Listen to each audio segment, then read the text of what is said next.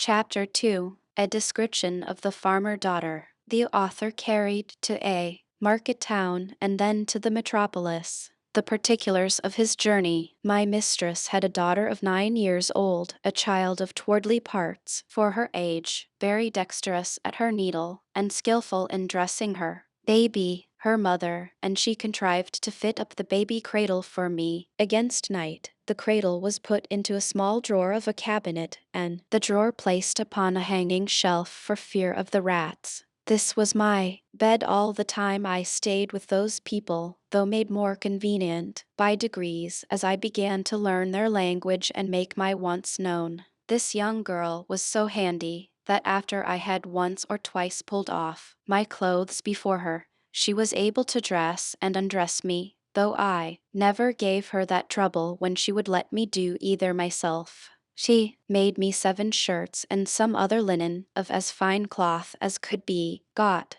which truly was coarser than sackcloth, and these she constantly washed for me with her own hands. She was likewise my schoolmistress, to teach me the language. When I pointed to anything, she told me the name of it in her own tongue, so that in a few days I was able to call for whatever I had a mind to. She was very good-natured and not above 40 feet high, being little for her age. She gave me the name of Grildrig, which the family took up, and afterwards the whole kingdom. The word imports what the Latins call nanunculus, the Italians common Celatino, and the English manikin. To her I chiefly owe my preservation in that country. We never parted while I was there. I called her my Glumdalclitch, or little nurse, and should be guilty of great ingratitude if I omitted this honorable mention of her care and affection towards me, which I heartily wish it lay in my power to requite, as she deserves, instead of being the innocent but unhappy instrument of her disgrace, as I have too much reason to fear. It now began to be known and talked of in the neighborhood that my master had found a strange animal in the field about the bigness of a splachnock, but exactly shaped in every part like a human creature, which it likewise imitated in all its actions, seemed to speak in a little language of its own, had already learned several words of theirs, went erect upon 2 legs, was tame and gentle, would come when it was called, do whatever it was bid, had the finest limbs in the world, and a complexion fairer than a nobleman daughter of 3 years old. Another farmer, who lived hard by, and was a particular friend of my master, came on a visit on purpose to inquire into the truth of this story. I was immediately produced and placed upon a table, where I walked as I was commanded, drew my hanger, put it up again, made my reverence to my master guest, asked him in his own language how he did, and told him he was welcome, just as my little nurse had instructed me. This man, who was old and dim-sighted, put on his spectacles to behold me better, at which I could not forbear laughing very heartily, for his eyes appeared like the full moon shining into a chamber at 2 windows. Our people, who discovered the cause of my mirth, bore me company in laughing, at which the old fellow was fool enough to be angry and out of countenance. He had the character of a great miser, and to my misfortune he well deserved it, by the cursed advice he gave my master, to show me as a sight upon a market day in the next town, which was half an hour riding, about 22 miles from our house. I guessed there was some mischief, when I had observed my master and his friend whispering together, sometimes pointing at me, and my fears made me fancy that I overheard and understood some of their words.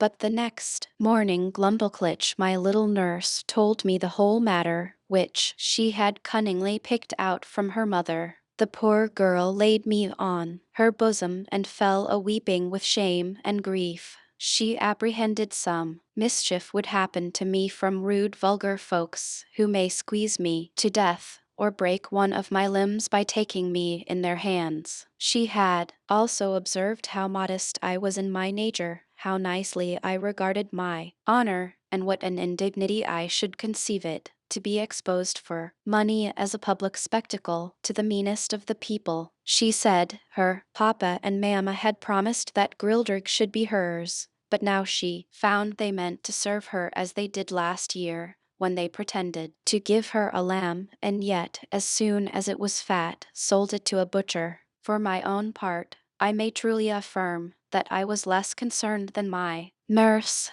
I had a strong hope, which never left me, that I should one day recover my liberty, and as to the ignominy of being carried about for a monster, I considered myself to be a perfect stranger in the country, and that such a misfortune could never be charged upon me as a reproach, if ever I should return to England, since the King of Great Britain himself, in my condition, must have undergone the same distress. My master, pursuant to the advice of his friend, carried me in a box the next market day to the neighboring town, and took along with him his little daughter, my nurse, upon a pillion behind him. The box was close on every side, with a little door for me to go in and out, and a few gimlet holes to let in air. The girl had been so careful as to put the quilt of her baby bed into it, for me to lie down on. However, I was terribly shaken and discomposed in this journey, though it was but of half an hour, for the horse went about 40 feet at every step and trotted so high that the agitation was equal to the rising and falling of a ship in a great storm,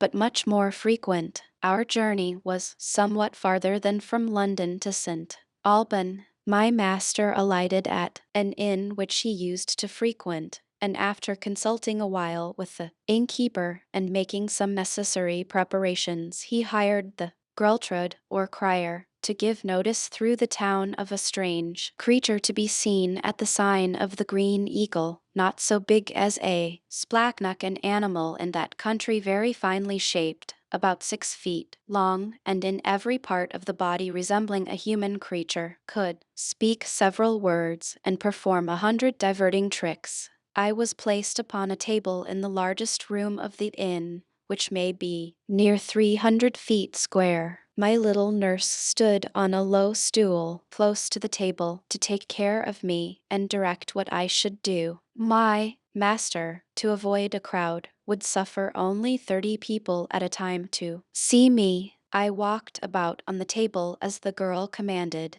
She asked me questions as far as she knew my understanding of the language reached, and I answered them as loud as I could. I turned about several times to the company, paid my humble respects, said they were welcome, and used some other speeches I had been taught. I took up a thimble filled with liquor, which Glumdalclitch had given me for a cup, and drank their health. I drew out my hanger, and flourished with it after the manner of fencers in England. My nurse gave me a part of a straw, which I exercised as a pike, having learnt the art in my youth. I was that day shown to 12 sets of company, and as often forced to act over again the same fopperies, till I was half dead with weariness and vexation, for those who had seen me made such wonderful reports that the people were ready to break down the doors to come in. My master, for his own interest, would not suffer any one to touch me except my nurse, and to prevent danger, benches were set round the table at such a distance as to put me out of everybody reach. However, an unlucky schoolboy aimed a hazelnut directly at my head, which very narrowly missed me. Otherwise, it came with so much violence that it would have infallibly knocked out my brains, for it was almost as large as a small pumpkin. But I had the satisfaction to see the young rogue well beaten, and turned out of the room. My master gave public notice that he would show me again the next market day, and in the meantime he prepared a convenient vehicle for me, which he had reason enough to do, for I was so tired with my first journey, and with entertaining company for 8 hours together, that I could hardly stand upon my legs or speak a word. It was at least 3 days before I recovered my strength, and that I may have no rest at home, all the neighboring gentlemen from 100 miles round, hearing of my fame, came to see me at my master's own house. There could not be fewer than 30 persons with their wives and children for the country, is very populous, and my master demanded the rate of a full room whenever he showed me at home, although it were only to a single family, so that for some time I had but little ease every day of the week except Wednesday, which is their Sabbath, although I were not carried to the town. My master, finding how profitable I was likely to be, resolved to carry me to the most considerable cities of the kingdom. Having therefore provided himself with all things necessary for a long journey, and settled his affairs at home, he took leave of his wife, and upon the 17th of August, 1703, about 2 months after my arrival, we set out for the metropolis, situate near the middle of that empire, and about 3,000 miles distance from our house. My master made his daughter, Glumdalclitch, ride behind him. She carried me on her lap, in a box tied about her waist. The girl had lined it on all sides with the softest cloth she could get, well quilted underneath, furnished it with her baby bed, provided me with linen and other necessaries, and made everything as convenient as she could. We had no other company but a boy of the house, who rode after us with the luggage. My master's design was to show me in all the towns by the way, and to step out of the road for 50 or 100 miles, to any village or person of quality house, where he may expect custom. We made easy journeys of not above 7 or 8 score miles a day, for Glumdalclitch, on purpose to spare me, complained she was tired with the trotting of the horse. She often took me out of my box, at my own desire, to give me air and show me the country, but always held me fast by a leading string. We passed over 5 or 6 rivers, many degrees broader and deeper than the Nile or the Ganges, and there was hardly a rivulet so small as the Thames at London Bridge. We were 10 weeks in our journey, and I was shown in 18 large towns, besides many villages and private families. On the 26th day of October we arrived at the metropolis, called in their language Lorbrulgrud, or Pride of the Universe. My master took a lodging in the principal street of the city, not far from the royal palace, and put out bills in the usual form, containing an exact description of my person and parts. He hired a large room between 300 and 400 feet wide. He provided a table 60 feet in diameter, upon which I was to act my part, and palisaded it round 3 feet from the edge, and as many high, to prevent my falling over. I was shown 10 times a day, to the wonder and satisfaction of all people. I could now speak the language tolerably well, and perfectly understood every word that was spoken to me. Besides, I had learned their alphabet, and could make a shift to explain the sentence here and there, for Glumdalclitch had been my instructor while we were at home, and at leisure hours during our journey. Chapter 3. The author sent for to court. The queen buys him of his master the farmer, and presents him to the king. He disputes with his majesty. Great scholars. An apartment at court provided for the author. He is in high favor with the queen. He stands up for the honor of his own country. His quarrels with the queen dwarf. The frequent labors I underwent every day made, in a few weeks, a very considerable change in my health. The more my master got by me, the more insatiable he grew. I had quite lost my stomach, and was almost reduced to a skeleton. The farmer observed it, and concluding I must soon die, resolved to make as good a hand of me as he could. While he was thus reasoning and resolving with himself, a sardral, or gentleman usher, came from court, commanding my master to carry me immediately there for the diversion of the queen and her ladies. Some of the latter had already been to see me, and reported strange things of my beauty, behavior, and good sense. Her majesty, and those who attended her, were beyond measure delighted with my demeanor. I fell on my knees, and begged the honor of kissing her imperial foot, but this gracious princess held out her little finger towards me, after I was set on the table, which I embraced in both my arms and put the tip of it with the utmost respect to my lip. She made me some general questions about my country and my travels, which I answered as distinctly and in as few words as I could. She asked whether I could be content to live at court. I bowed down to the board of the table and humbly answered, "Hat I was my master's slave, but if I were at my own disposal, I should be proud to devote my life to Her Majesty's service." She then asked my master whether he was willing to sell me at a good price. He, who apprehended I could not live a month, was ready enough to part with me and demanded 1,000 pieces of gold, which were ordered him on the spot, each piece being about the bigness of 800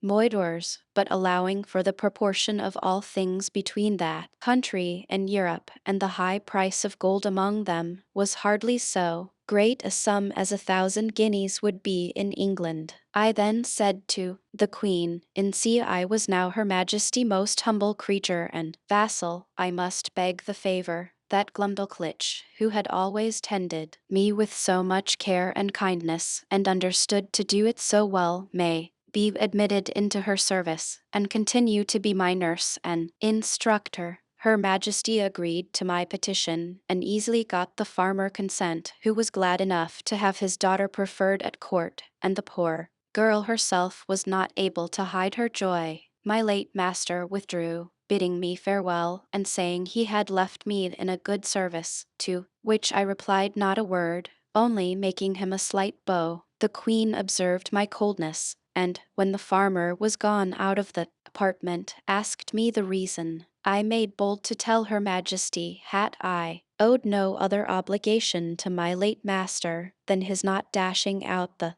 brains of a poor harmless creature found by chance in his fields, which obligation was amply recompensed by the gain he had made in showing me through half the kingdom, and the price he had now sold me for. That the life I had since led was laborious enough to kill an animal of 10 times my strength, that my health was much impaired by the continual drudgery of entertaining the rabble every hour of the day, and that, if my master had not thought my life in danger, Her Majesty would not have got so cheap a bargain. But as I was out of all fear of being ill-treated under the protection of so great and good an empress, the ornament of nature, the darling of the world, the delight of her subjects, the phoenix of the creation, so I hoped my late master apprehensions would appear to be groundless, for I already found my spirits revive by the influence of her most august presence. This was the sum of my speech, delivered with great improprieties and hesitation. The latter part was altogether framed in the style peculiar to that people, of which I learned some phrases from Glumdalclitch while she was carrying me to court. The Queen, giving great allowance for my defectiveness in speaking, was however surprised at so much wit and good sense in so diminutive an animal. She took me in her own hand, and carried me to the king, who was then retired to his cabinet. His Majesty, a prince of much gravity and austere countenance, not well observing my shape at first view, asked the Queen after a cold manner long it was since she grew fond of a splachnock, for such it seems he took me to be, as I lay upon my breast, in Her Majesty's right hand. But this princess, who has an infinite deal of wit and humor, set me gently on my feet upon the scrutoire, and commanded me to give His Majesty an account of myself, which I did in a very few words, and Glumdalclitch, who attended at the cabinet door, and could not endure I should be out of her sight, being admitted, confirmed all that had passed from my arrival at her father house. The king, although he be as learned a person as any in his dominions, had been educated in the study of philosophy, and particularly mathematics. Yet when he observed my shape exactly, and saw me walk erect before I began to speak, conceived I may be a piece of clockwork which is in that country arrived to a very great perfection contrived by some ingenious artist. But when he heard my voice, and found what I delivered to be regular and rational, he could not conceal his astonishment.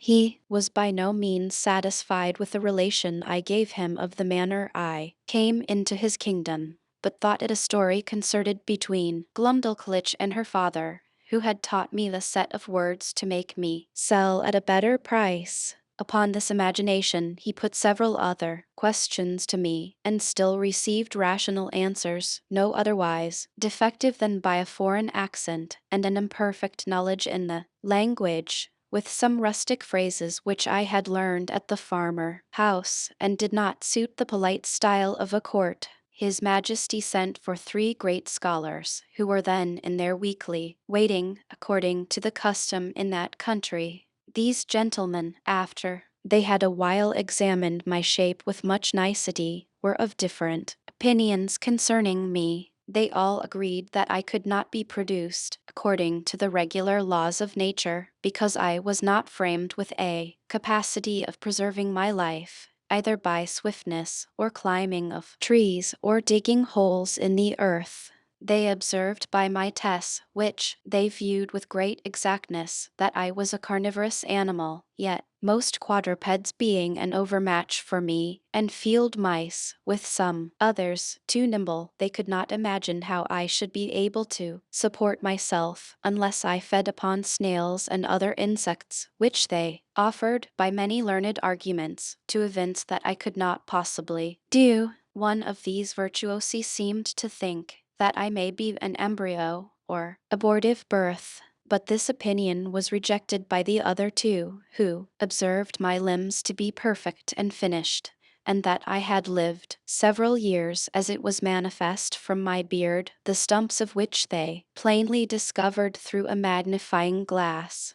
They would not allow me to be a dwarf, because my littleness was beyond all degrees of comparison, for the queen favorite dwarf, the smallest ever known in that kingdom, was near 30 feet high. After much debate, they concluded unanimously that I was only real plum scalcath, which is interpreted literally lusus nater, a determination exactly agreeable to the modern philosophy of Europe, whose professors, disdaining the old evasion of occult causes by which the followers of Aristotle endeavored in vain to disguise their ignorance, have invented this wonderful solution of all difficulties to the unspeakable advancement of human knowledge. After this decisive conclusion, I entreated to be heard a word or two. I applied myself to the king, and assured his majesty that I came from a country which abounded with several millions of both sexes, and of my own stature, where the animals, trees, and houses were all in proportion, and where, by consequence, I may be as able to defend myself and to find sustenance as any of his majesty's subjects could do here, which I took for a full answer to those gentlemen' arguments. To this they only replied with a smile of contempt, saying that the farmer had instructed me very well in my lesson. The king, who had a much better understanding, dismissing his learned men, sent for the farmer, who by good fortune was not yet gone out of town. Having therefore first examined him privately, and then confronted him with me and the young girl, his majesty began to think that what we told him may possibly be true. He desired the queen to order that a particular care should be taken of me, and was of opinion that Glumdalclitch should still continue in her office of tending me, because he observed we had a great affection for each other. A convenient apartment was provided for her at court. She had a sort of governess appointed to take care of her education, a maid to dress her, and 2 other servants for menial offices, but the care of me was wholly appropriated to herself.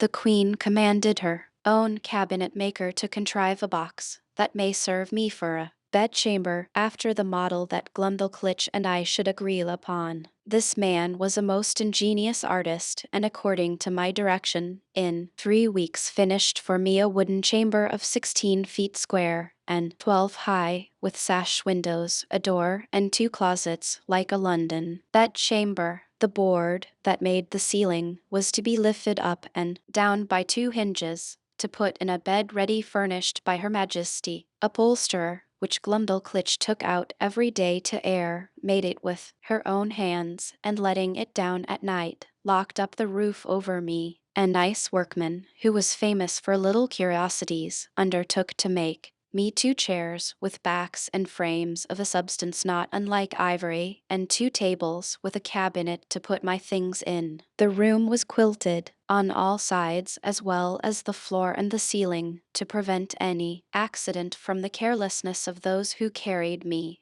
and to break the force of a jolt when I went in a coach. I desired a lock for my door, to prevent rats and mice from coming in. The smith, after several attempts, made the smallest that ever was seen among them, for I have known a larger at the gate of a gentleman house in England. I made a shift to keep the key in a pocket of my own, fearing Glumdalclitch may lose it.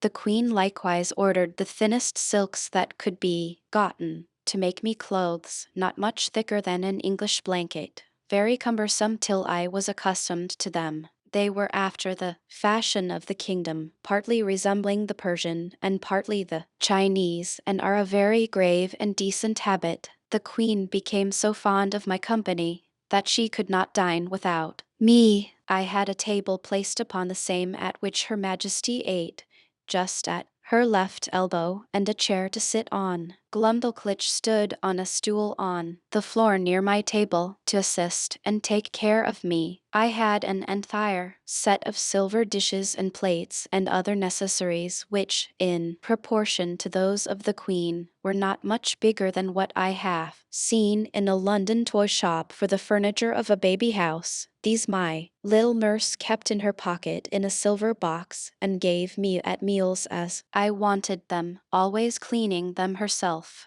No person dined with the queen but the 2 princesses royal, the eldest 16 years old and the younger at that time 13 and a month. Her Majesty used to put a bit of meat upon one of my dishes, out of which I carved for myself, and her diversion was to see me eat in miniature, for the queen, who had truly but a weak stomach, took up, at one mouthful, as much as a dozen English farmers could eat at a meal, which to me was for some time a very nauseous sight. She would crunch the wing of a lark, bones and all, between her teeth, although it were 9 times as large as that of a full-grown turkey, and put a bit of bread into her mouth as big as 2 12-penny loaves. She drank out of a golden cup above a hogshead at a draught. Her knives were twice as long as a scythe, set straight upon the handle. The spoons, forks, and other instruments were all in the same proportion. I remember when Glumdalclitch carried me, out of curiosity, to see some of the tables at court, where 10 or a dozen of those enormous knives and forks were lifted up together. I thought I had never till then beheld so terrible a sight. It is the custom that every Wednesday which, as I have observed, is their Sabbath, the king and queen, with the royal issue of both sexes, dine together in the apartment of His Majesty, to whom I was now become a great favourite, and at these times my little chair and table were placed at his left hand, before one of the salt cellars. This prince took a pleasure in conversing with me, inquiring into the manners, religion, laws, government, and learning of Europe, where I gave him the best account I was able. His apprehension was so clear, and his judgment so exact, that he made very wise reflections and observations upon all I said.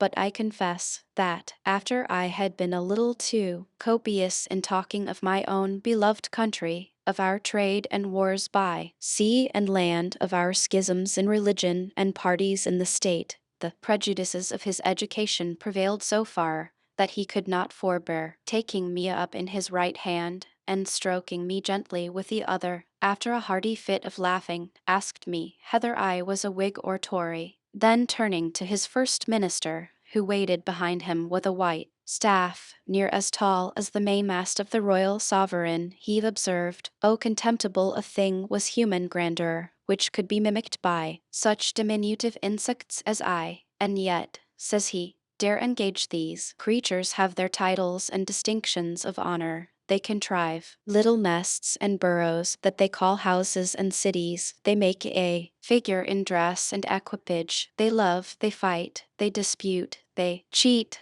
they betray. And thus he continued on, while my color came and went several times with indignation to hear our noble country, the mistress of arts and arms, the scourge of France, the arbitress of Europe, the seat of virtue, piety, honor, and truth, the pride and envy of the world, so contemptuously treated. But as I was not in a condition to resent injuries, so upon mature thoughts I began to doubt whether I was injured or no, for after having been accustomed several months to the sight and converse of this people, and observed every object upon which I cast mine eyes to be of proportionable magnitude, the horror I had at first conceived from their bulk and aspect was so far worn off, that if I had then beheld a company of English lords and ladies in their finery and birthday clothes, acting their several parts in the most courtly manner of strutting and bowing and prating, to say the truth, I should have been strongly tempted to laugh as much at them as the king and his grandees did at me. Neither, truly, could I forbear smiling at myself, when the queen used to place me upon her hand towards a looking-glass, by which both our persons appeared before me in full view together,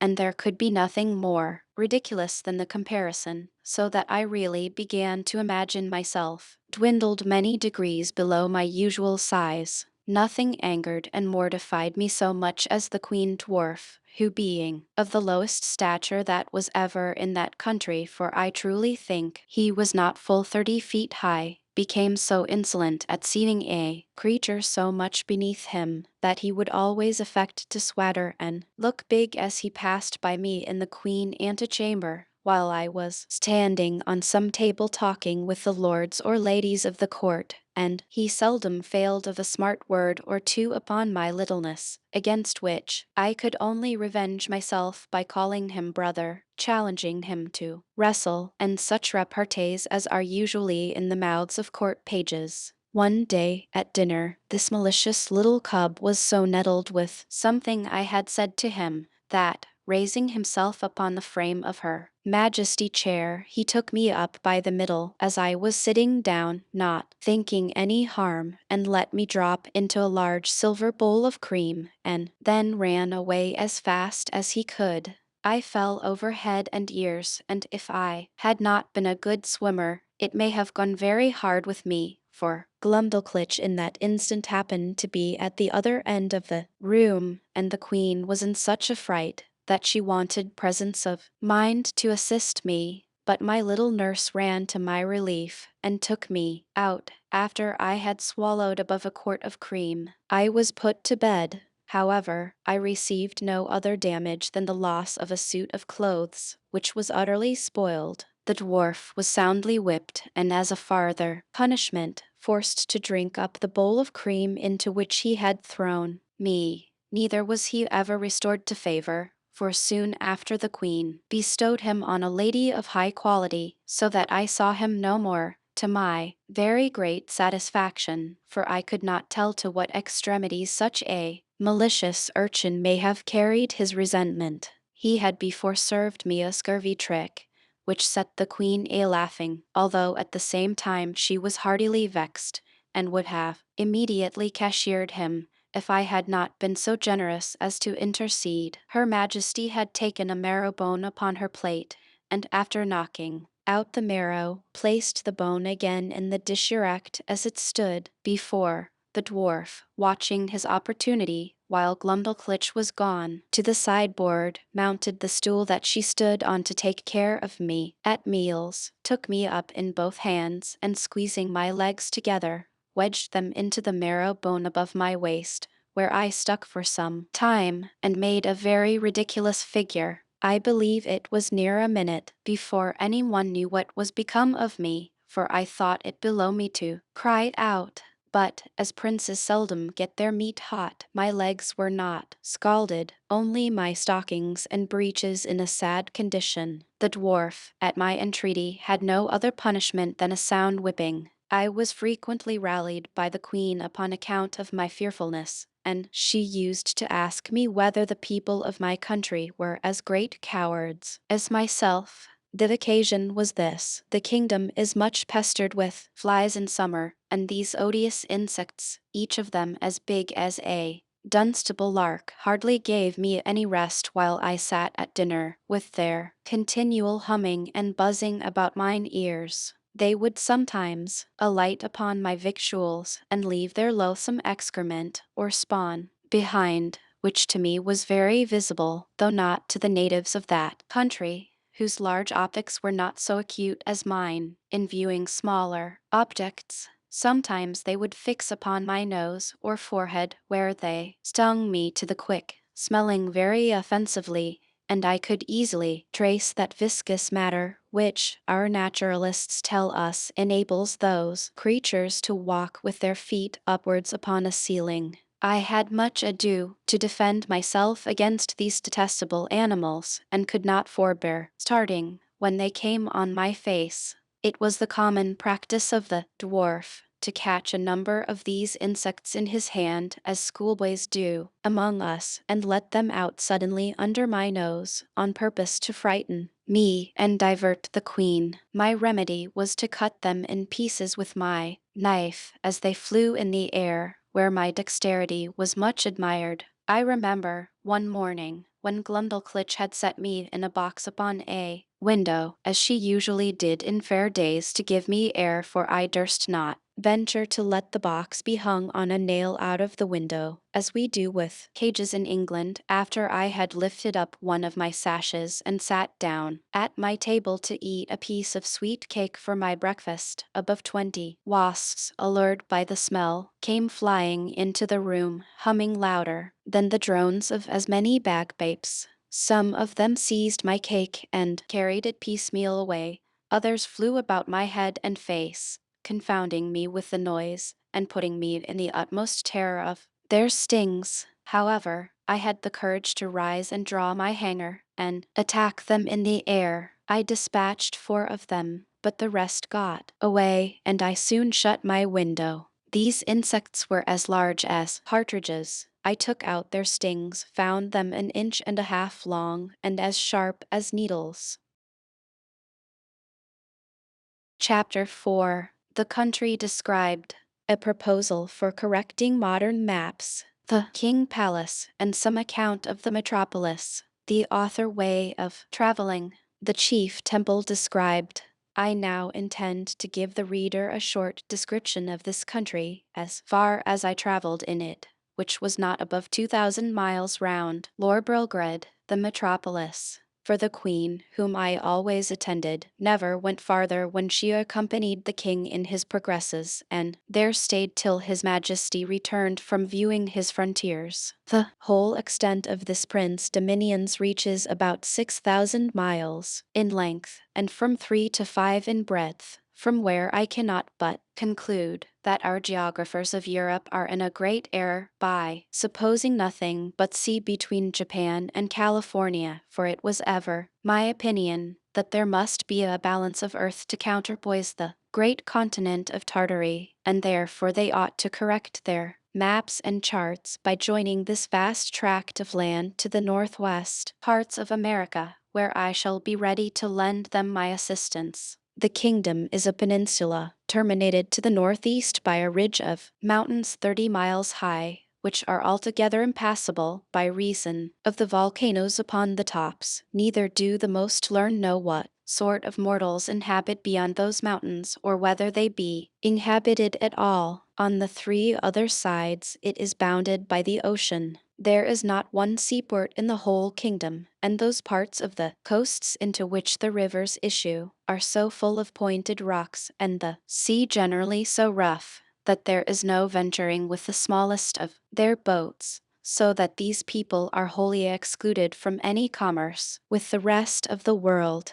But the large rivers are full of vessels, and abound with excellent fish, for they seldom get any from the sea, because the sea fish are of the same size with those in Europe, and consequently not worth catching, by which it is manifest that nature, in the production of plants and animals of so extraordinary a bulk, is wholly confined to this continent, of which I leave the reasons to be determined by philosophers. However, now and then they take a whale that happens to be dashed against the rocks, which the common people feed on heartily. These whales I have known so large that a man could hardly carry one upon his shoulders, and sometimes, for curiosity, they are brought in hampers to Lorbrulgrud.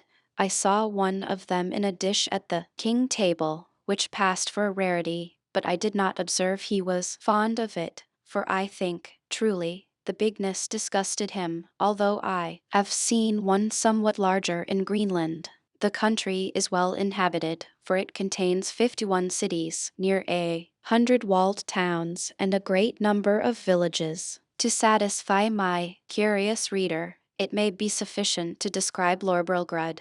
This city stands upon almost 2 equal parts on each side the river that passes through. It contains above 80,000 houses and about 600,000 inhabitants. It is in length 3 glomblungs, which make about 54 English miles, and 2½ in breadth, as I measured it myself in the royal map made by the king order, which was laid on the ground on purpose for me, and extended 100 feet. I paced the diameter and circumference several times barefoot, and, computing by the scale, measured it pretty exactly. The King Palace is no regular edifice, but a heap of buildings about 7 miles round. The chief rooms are generally 240 feet high and broad and long in proportion. A coach was allowed to Glumdalclitch and me, where her governess frequently took her out to see the town or go among the shops, and I was always of the party carried in my box, although the girl, at my own desire, would often take me out and hold me in her hand,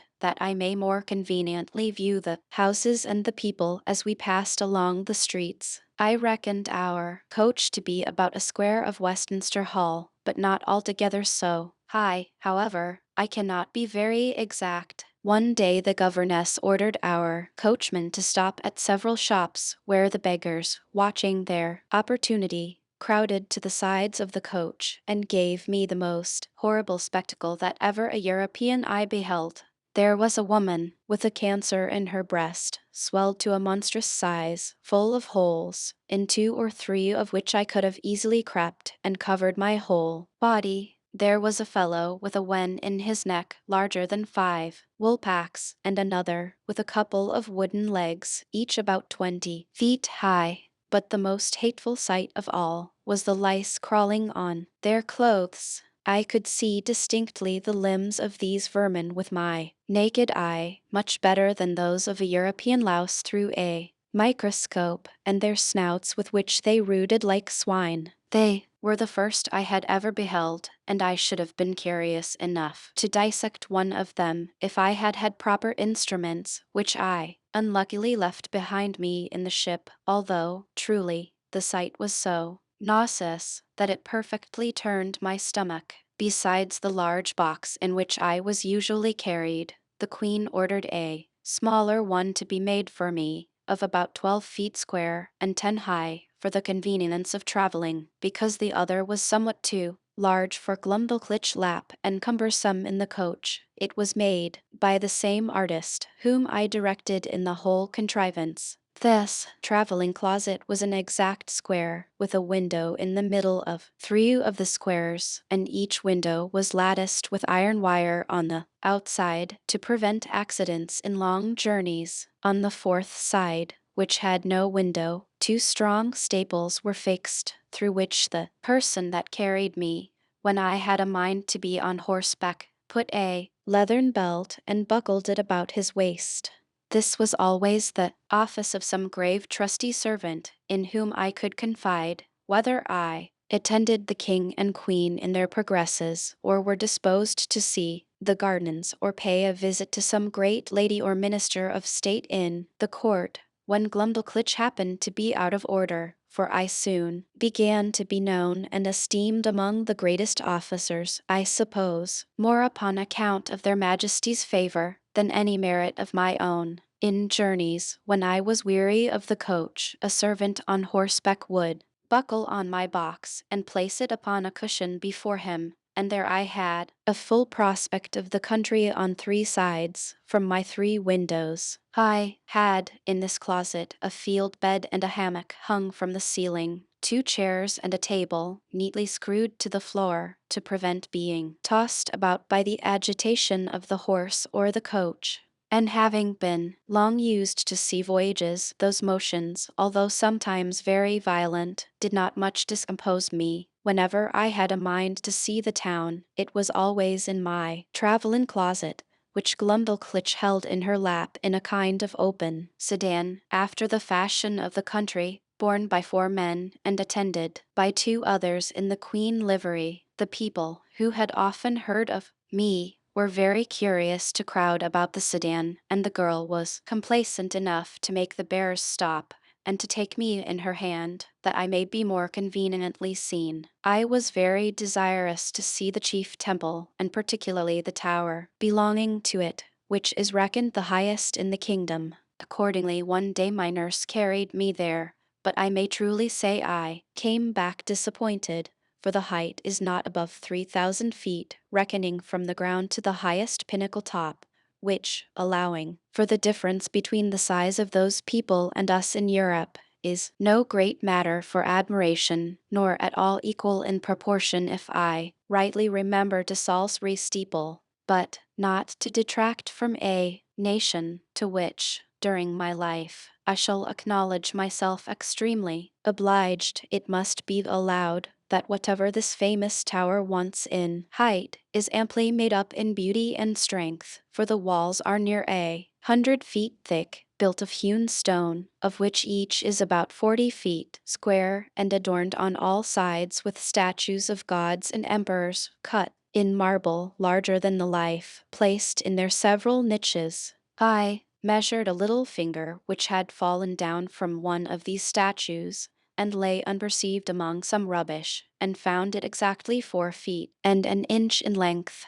Glumdalclitch wrapped it up in her handkerchief, and carried it home in her pocket, to keep among other trinkets, of which the girl was very fond, as children at her age usually are. The King Kitchen is truly a noble building, vaulted at top, and about 600 feet high. The great oven is not so wide, by 10 paces, as the cupola at St. Paul, for I measured the latter on purpose, after my return. But if I should describe the kitchen grate, the prodigious pots and kettles, the joints of meat turning on the spits, with many other particulars, perhaps I should be hardly believed. At least a severe critic would be apt to think I enlarged a little, as travelers are often suspected to do, to avoid which censure I fear I have run too much into the other extreme, and that if this treatise should happen to be translated into the language of Brobdingnag, which is the general name of that kingdom, and transmitted there, the king and his people would have reason to complain that I had done them an injury by a false and diminutive representation. His Majesty seldom keeps above 600 horses in his stables. They are generally from 54 to 60 feet high.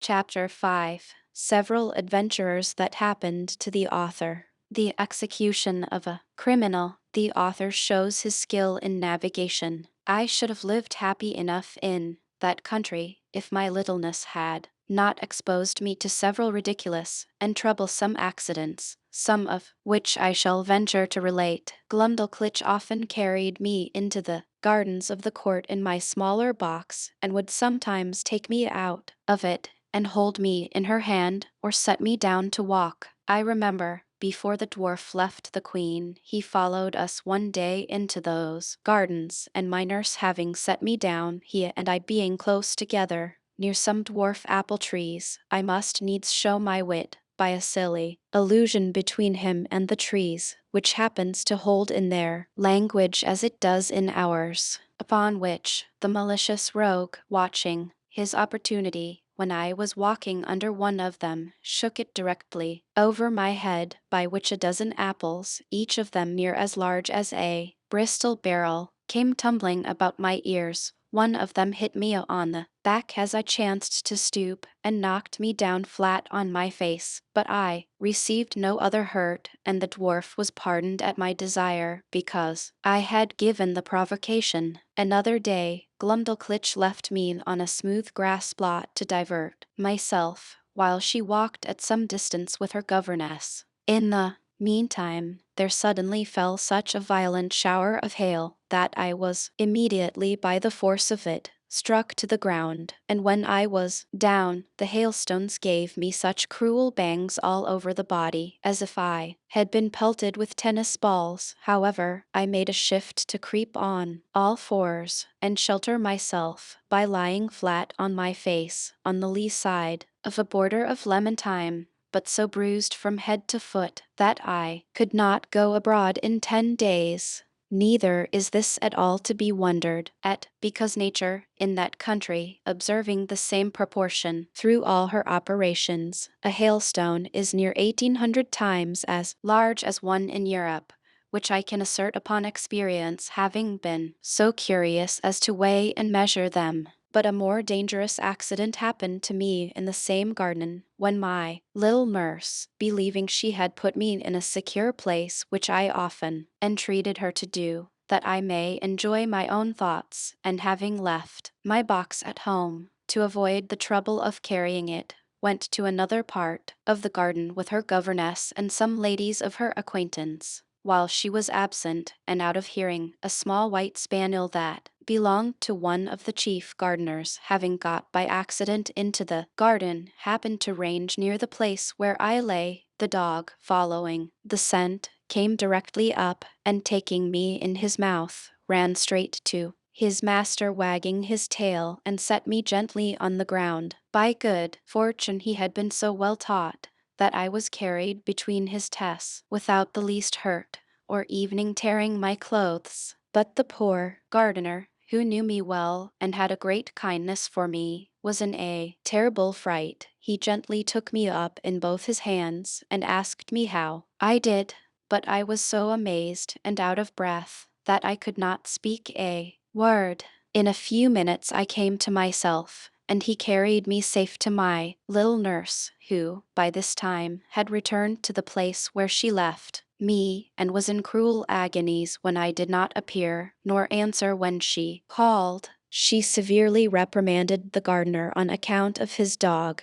but the thing was hushed up and never known at court, for the girl was afraid of the queen anger, and truly, as to myself, I thought it would not be for my reputation that such a story should go about. This accident absolutely determined Glumdalclitch never to trust me abroad for the future out of her sight. I had been long afraid of this resolution, and therefore concealed from her some little unlucky adventures that happened in those times when I was left by myself. Once, a kite, hovering over the garden, made a stoop at me, and if I had not resolutely drawn my hanger and run under a thick espalier, he would have certainly carried me away in his talons. Another time, walking to the top of a fresh molehill, I fell to my neck in the hole through which that animal had cast up the earth, and coined some lie not worth remembering, to excuse myself for spoiling my clothes. I likewise broke my right shin against the shell of a snail, which I happened to stumble over as I was walking alone and thinking on poor England. I cannot tell whether I were more pleased or mortified to observe,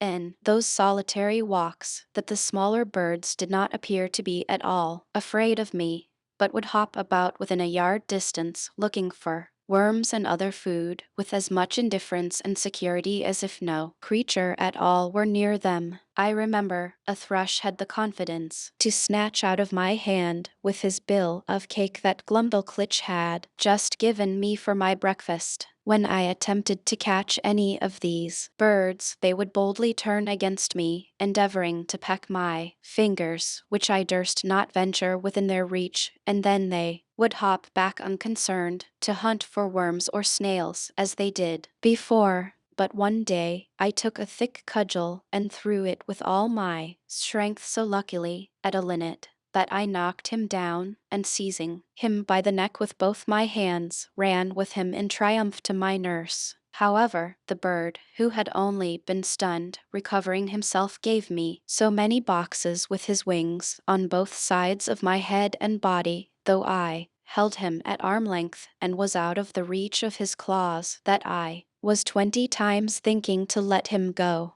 But I was soon relieved by one of our servants, who wrung off the bird neck, and I had him next day, for dinner, by the Queen command. This linnet, as near as I can remember, seemed to be somewhat larger than an English swan. The maids of honor often invited Glumdalclitch to their apartments, and desired she would bring me along with her, on purpose to have the pleasure of seeing and touching me. They would often strip me naked from top to toe, and lay me at full length in their bosoms, with which I was much disgusted because, to say the truth, a very offensive smell came from their skins, which I do not mention or intend to the disadvantage of those excellent ladies for whom I have all manner of respect, but I conceive that my sense was more acute in proportion to my littleness, and that those illustrious persons were no more disagreeable to their lovers or to each other than people of the same quality are with us in England. And after all, I found their natural smell was much more supportable than when they used perfumes, under which I immediately swooned away.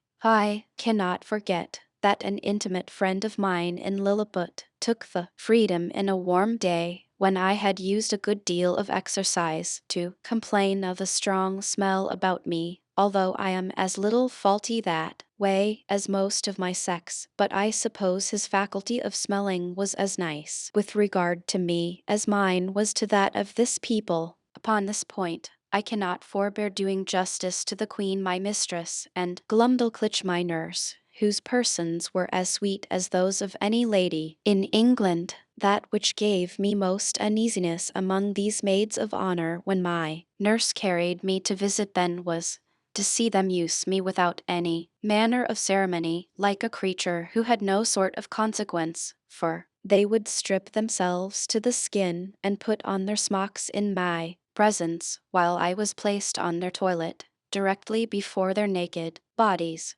which I am sure to me was very far from being a tempting sight, or from giving me any other emotions than those of horror and disgust. Their skins appeared so coarse and uneven, so variously colored, when I saw them near, with a mole here and there as broad as a trencher, and hairs hanging from it thicker than pack-threads, to say nothing farther concerning the rest of their persons. Neither did they at all scruple, while I was by, to discharge what they had drank, to the quantity of at least 2 hogsheads in a vessel that held above 3 tons. The handsomest among these maids of honor, a pleasant, frolicsome girl of 16, would sometimes set me astride upon one of her nipples, with many other tricks, where the reader will excuse me for not being over particular. But I was so much displeased that I entreated Glumdalclitch to contrive some excuse for not seeing that young lady any more. One day, a young gentleman, who was nephew to my nurse governess, came and pressed them both to see an execution. It was of a man who had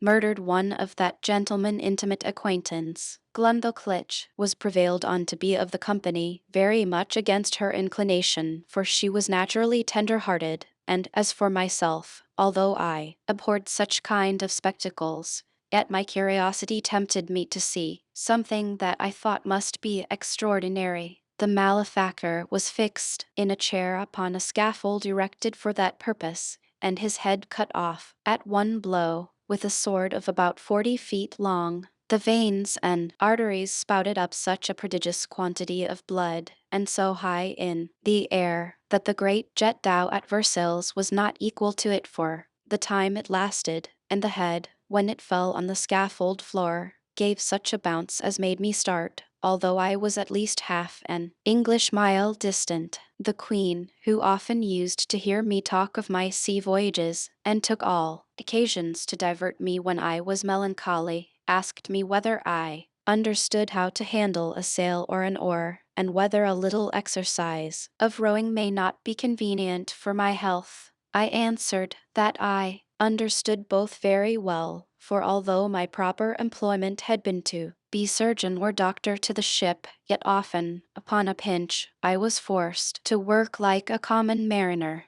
But I could not see how this could be done in their country, where the smallest wherry was equal to a first-rate man of war among us, and such a boat as I could manage would never live in any of their rivers. Her Majesty said, if I would contrive a boat, her own joiner should make it, and she would provide a place for me to sail in. The fellow was an ingenious workman, and by my instructions in 10 days finished a pleasure boat with all its tackling, able conveniently to hold 8 Europeans. When it was finished, the Queen was so delighted that she ran with it in her lap to the king, who ordered it to be put into a cistern full of water, with me in it, by way of trial, where I could not manage my 2 sculls, or little oars, for want of room. But the Queen had before contrived another project. She ordered the joiner to make a wooden trough of 300 feet long, 50 broad, and 8 deep, which, being well pitched to prevent leaking, was placed on the floor, along the wall, in an outer room of the palace. It had a cock near the bottom to let out the water when it began to grow stale, and 2 servants could easily fill it in half an hour. Here I often used to row for my own diversion, as well as that of the Queen and her ladies, who thought themselves well entertained with my skill and agility. Sometimes I would put up my sail, and then my business was only to steer, while the ladies gave me the gale with their fans, and when they were weary, some of their pages would blow my sail forward with their breath, while I showed my art by steering starboard or larboard as I pleased. When I had done, Glumdalclitch always carried back my boat into her closet and hung it on a nail to dry. In this exercise I once met an accident which had like to have cost me my life, for one of the pages having put my boat into the trough, the governess who attended Glumdalclitch very officiously lifted me up to place me in the boat, but I happened to slip through her fingers and should infallibly have fallen down 40 feet upon the floor if, by the luckiest chance in the world, I had not been stopped by a corking pin that stuck in the good gentlewoman's stomacher, the head of the pin passing between my shirt and the waistband of my breeches, and thus I was held by the middle in the air till Glumdalclitch ran to my relief. Another time, one of the servants, whose office it was to fill my trough every 3rd day with fresh water, was so careless as to let a huge frog, not perceiving it slip out of his pail. The frog lay concealed till I was put into my boat, but then, seeing a resting place, climbed up and made it lean so much on one side that I was forced to balance it with all my weight on the other to prevent overturning. When the frog was got in, it hopped at once half the length of the boat, and then over my head backward and forward, daubing my face and clothes with its odious slime. The largeness of its features made it appear the most deformed animal that can be conceived. However, I desired Glumdalclitch to let me deal with it alone. I banged it a good while with one of my sculls, and at last forced it to leap out of the boat. But the greatest danger I ever underwent in that kingdom was from a monkey who belonged to one of the clerks of the kitchen. Glumdalclitch had locked me up in her closet while she went somewhere upon business or a visit. The weather being very warm, the closet window was left open, as well as the windows and the door of my bigger box in which I usually lived, because of its largeness and conveniency. As I sat quietly meditating at my table, I heard something bounce in at the closet window and skip about from one side to the other, whereat, although I was much alarmed, yet I ventured to look out, but not stirring from my seat, and then I saw this frolicsome animal frisking and leaping up and down, till at last he came to my box, which he seemed to view with great pleasure and curiosity, peeping in at the door and every window. I retreated to the farther corner of my room or box,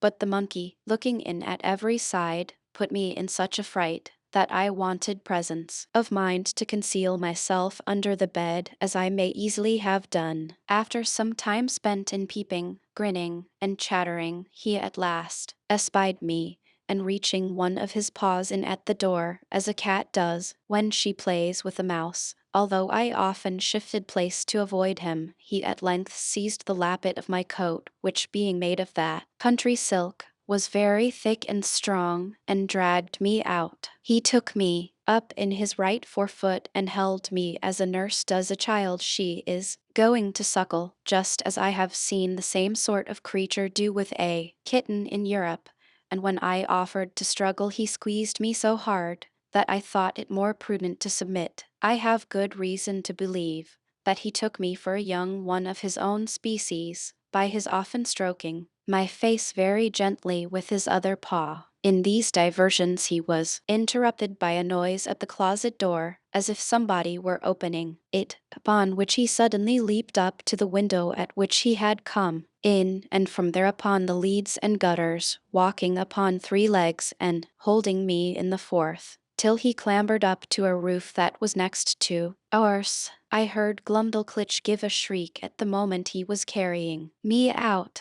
The poor girl was almost distracted. That quarter of the palace was all in an uproar. The servants ran for ladders. The monkey was seen by hundreds in the court, sitting upon the ridge of a building, holding me like a baby in one of his forepaws and feeding me with the other, by cramming into my mouth some victuals he had squeezed out of the bag on one side of his chaps, and patting me when I would not eat, whereat many of the rabble below could not forbear laughing. Neither do I think they justly ought to be blamed, for, without question, the sight was ridiculous enough to everybody but myself. Some of the people threw up stones, hoping to drive the monkey down, but this was strictly forbidden, or else, very probably, my brains had been dashed out. The ladders were now applied and mounted by several men, which the monkey observing, and finding himself almost encompassed, not being able to make speed enough with his 3 legs, let me drop on a ridge tile and made his escape. Here I sat for some time, 500 yards from the ground, expecting every moment to be blown down by the wind, or to fall by my own giddiness, and come tumbling over and over from the ridge to the eaves. But an honest lad, one of my nurse footmen, climbed up, and putting me into his breeches pocket, brought me down safe.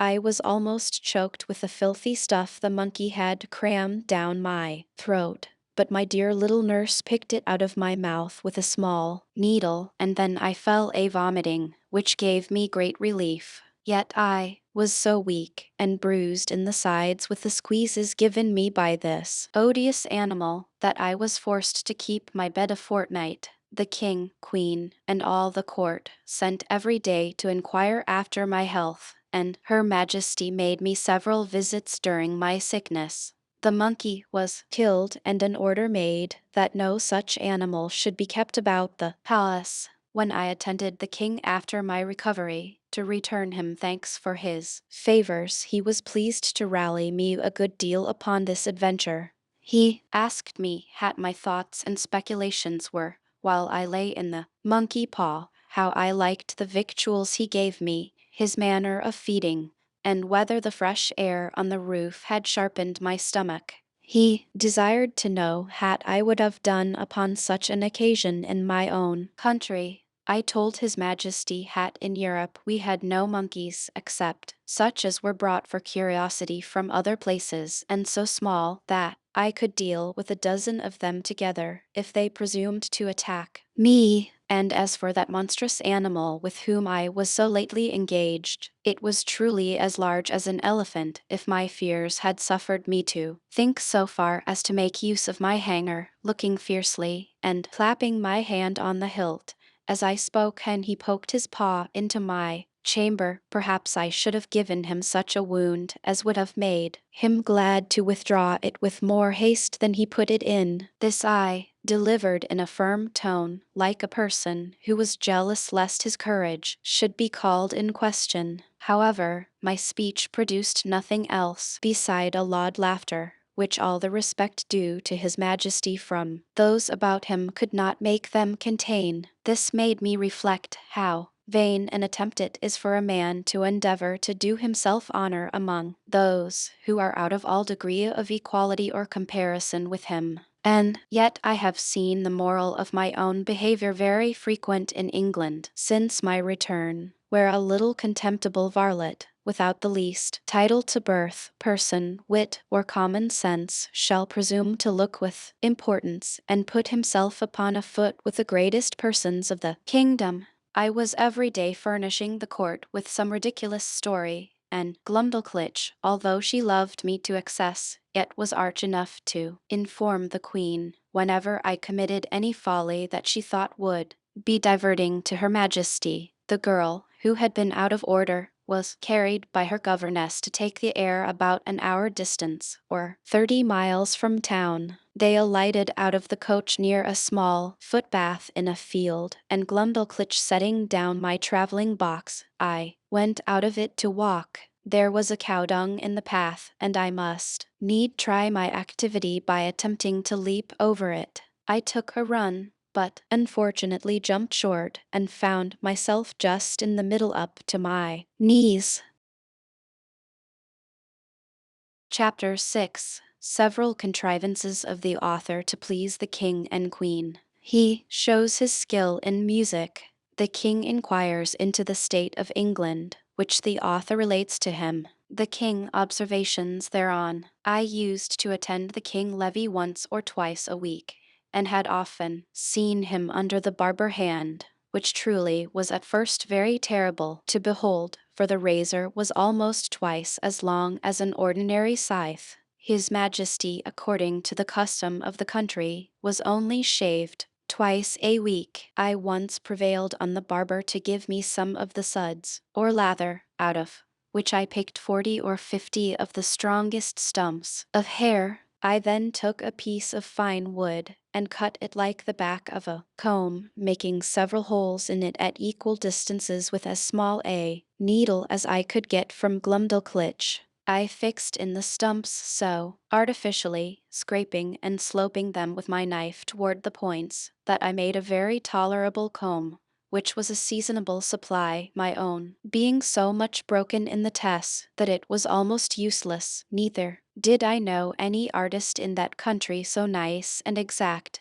as would undertake to make me another. And this puts me in mind of an amusement where I spent many of my leisure hours. I desired the queen woman to save for me the combings of her majesty hair, of which in time I got a good quantity, and consulting with my friend the cabinet maker, who had received general orders to do little jobs for me, I directed him to make 2 chair frames no larger than those I had in my box, and to bore little holes with a fine awl round those parts where I designed the backs and seats. Through these holes I wove the strongest hairs I could pick out, just after the manner of cane chairs in England. When they were finished, I made a present of them to her majesty, who kept them in her cabinet, and used to show them for curiosities, as truly they were the wonder of every one that beheld them. The queen would have me sit upon one of these chairs, but I absolutely refused to obey her,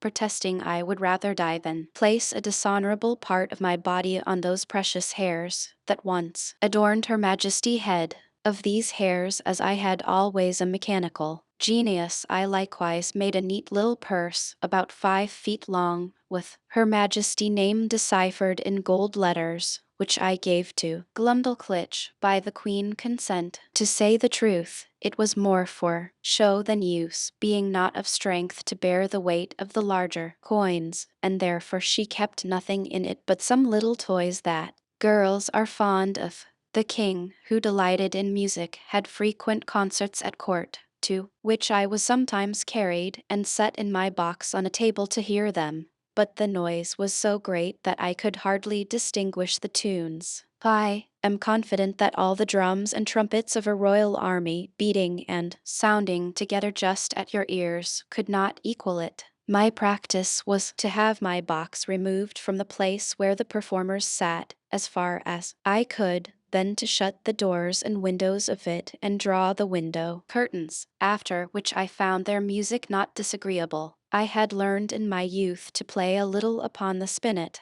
Glumdalclitch kept one in her chamber, and a master attended twice a week to teach her. I called it a spinet, because it somewhat resembled that instrument and was played upon in the same manner. A fancy came into my head that I would entertain the king and queen with an English tune upon this instrument, but this appeared extremely difficult, for the spinet was near 60 feet long, each key being almost a foot wide, so that with my arms extended I could not reach to above 5 keys, and to press them down required a good smart stroke with my fist, which would be too great a labor and to no purpose. The method I contrived was this. I prepared 2 round sticks about the bigness of common cudgels. They were thicker at one end than the other, and I covered the thicker ends with pieces of a mouse skin, that by rapping on them I may neither damage the tops of the keys nor interrupt the sound. Before the spinet a bench was placed about 4 feet below the keys, and I was put upon the bench. I ran sidling upon it, that way and this, as fast as I could, banging the proper keys with my 2 sticks, and made a shift to play a jig, to the great satisfaction of both their majesties, but it was the most violent exercise I ever underwent, and yet I could not strike above 16 keys, nor consequently play the bass and treble together, as other artists do, which was a great disadvantage to my performance. The king, who, as I before observed, was a prince of excellent understanding, would frequently order that I should be brought in my box, and set upon the table in his closet. He would then command me to bring one of my chairs out of the box, and sit down within 3 yards distance, upon the top of the cabinet, which brought me almost to a level with his face. In this manner I had several conversations with him. I one day took the freedom to tell His Majesty hat the contempt he discovered towards Europe and the rest of the world did not seem answerable to those excellent qualities of mind that he was master of. That reason did not extend itself with the bulk of the body. On the contrary, we observed, in our country, that the tallest persons were usually the least provided with it, that among other animals, bees and ants had the reputation of more industry, art, and sagacity than many of the larger kinds, and that, as inconsiderable as he took me to be, I hoped I may live to do His Majesty some signal service. The king heard me with attention, and began to conceive a much better opinion of me than he had ever before. He desired would give him as exact an account of the government of England as I possibly could, because, as fond as princes commonly are of their own customs, for so he conjectured of other monarchs, by my former discourses he should be glad to hear of anything that may deserve imitation.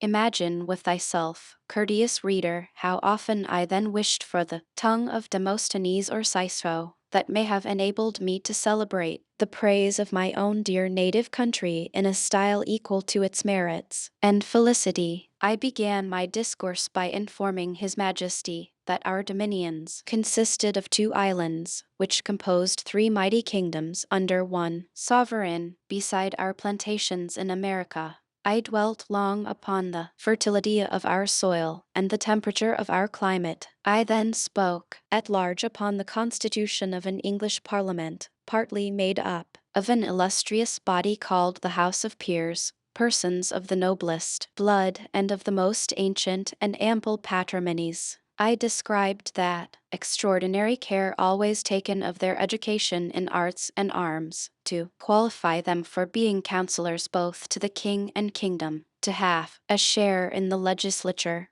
to be members of the highest court of judicature, from where there can be no appeal, and to be champions always, ready for the defense of their prince and country by their valor, conduct, and fidelity, that these were the ornament and bulwark of the kingdom, worthy followers of their most renowned ancestors, whose honor had been the reward of their virtue. from which their posterity were never once known to degenerate. To these were joined several holy persons as part of that assembly under the title of bishops, whose peculiar business is to take care of religion and of those who instruct the people in that. These were searched and sought out through the whole nation by the prince and his wisest counselors among such of the priesthood as were most deservedly distinguished by the sanctity of their lives and the depth of their erudition, who were truly the spiritual fathers of the clergy and the people. That the other part of the Parliament consisted of an assembly called the House of Commons, who were all principal gentlemen, freely picked and culled out by the people themselves for their great abilities and love of their country, to represent the wisdom of the whole nation, and that these two bodies made up the most august assembly in Europe,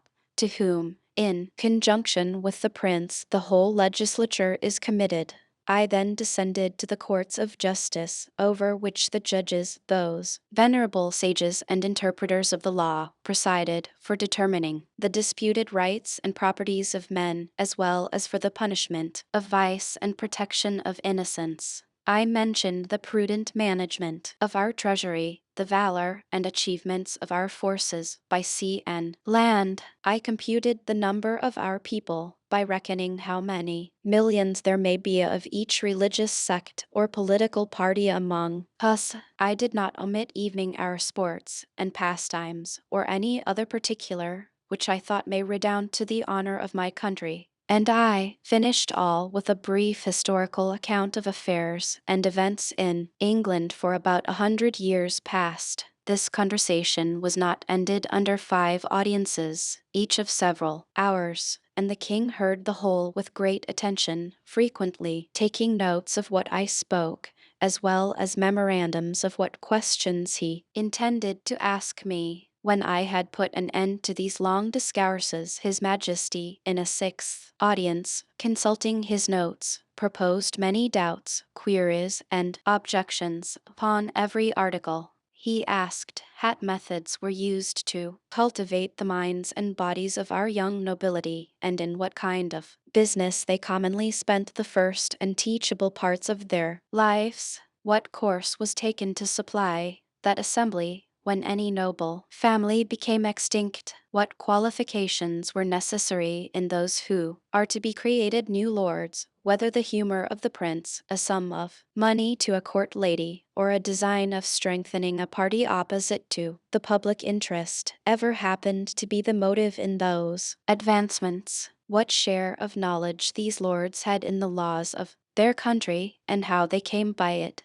so as to enable them to decide the properties of their fellow subjects in the last resort, whether they were always so free from avarice, partialities, or want, that a bribe, or some other sinister view, could have no place among them, whether those holy lords I spoke of were always promoted to that rank upon account of their knowledge in religious matters and the sanctity of their lives, had never been compliers with the times, while they were common priests, or slavish prostitute chaplains to some nobleman, whose opinions they continued servilely to follow, after they were admitted into that assembly. He then desired to know what arts were practiced in electing those whom I called commoners, whether a stranger with a strong purse may not influence the vulgar voters to choose him before their own landlord, or the most considerable gentleman in the neighborhood. How it came to pass that people were so violently bent upon getting into this assembly, which I allowed to be a great trouble and expense, often to the ruin of their families, without any salary or pension, because this appeared such an exalted strain of virtue and public spirit, that His Majesty seemed to doubt it may possibly not be always sincere, and he desired to know whether such zealous gentlemen could have any views of refunding themselves for the charges and trouble they were at by sacrificing the public good to the designs of a weak and vicious prince. In conjunction with the corrupted ministry, he multiplied his questions and sifted me thoroughly upon every part of this head, proposing numberless inquiries and objections, which I think it not prudent or convenient to repeat. Upon what I said in relation to our courts of justice, His Majesty desired to be satisfied in several points, and this I was the better able to do, having been formerly almost ruined by a long suit in Chancery, which was decreed for me with costs. He asked what time was usually spent in determining between right and wrong, and what degree of expense, whether advocates and orders had liberty to plead in causes manifestly known to be unjust, vexatious, or oppressive, whether party in religion or politics were observed to be of any weight in the scale of justice,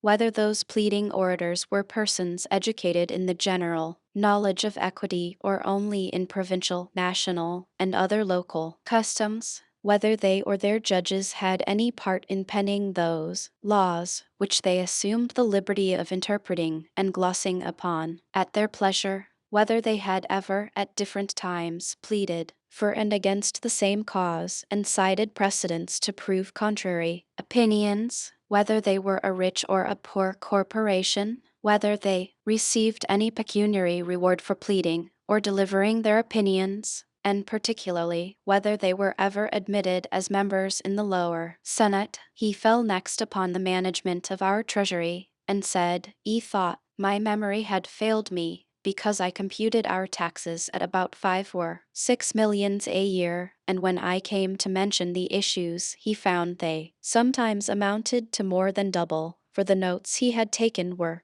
very particular in this point, because he hoped, as he told me, that the knowledge of our conduct may be useful to him, and he could not be deceived in his calculations. But if what I told him were true, he was still at a loss how a kingdom could run out of its estate like a private person. He asked me who were our creditors, and where we found money to pay them. He wondered to hear me talk of such chargeable and expensive wars. Hat certainly we must be a quarrelsome people, or live among very bad neighbors, and that our generals must needs be richer than our kings. He asked what business we had out of our own islands, unless upon the score of trade or treaty, or to defend the coasts with our fleet. Above all, he was amazed to hear me talk of a mercenary standing army in the mid of peace and among a free people. He said, if we were governed by our own consent in the persons of our representatives, he could not imagine of whom we were afraid or against whom we were to fight,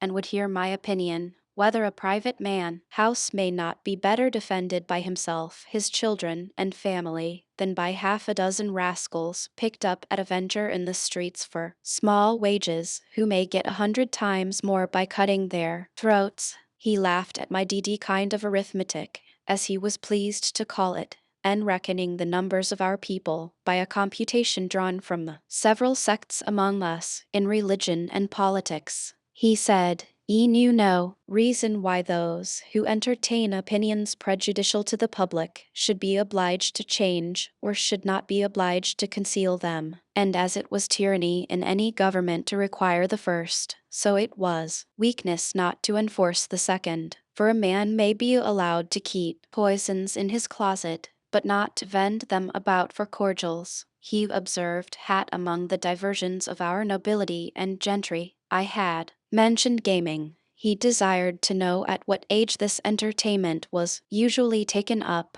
and when it was laid down, how much of their time it employed, whether it ever went so high as to affect their fortunes, whether mean, vicious people, by their dexterity in that art, may not arrive at great riches, and sometimes keep our very nobles in dependence, as well as habituate them to vile companions, wholly take them from the improvement of their minds, and force them, by the losses they received, to learn and practice that infamous dexterity upon others. He was perfectly astonished with the historical account gave him of our affairs during the last century, protesting tea was only a heap of conspiracies, rebellions, murders, massacres, revolutions, banishments, the very worst effects that avarice, fashion, hypocrisy, perfidiousness, cruelty, rage, madness, hatred, envy, lust, malice, and ambition could produce.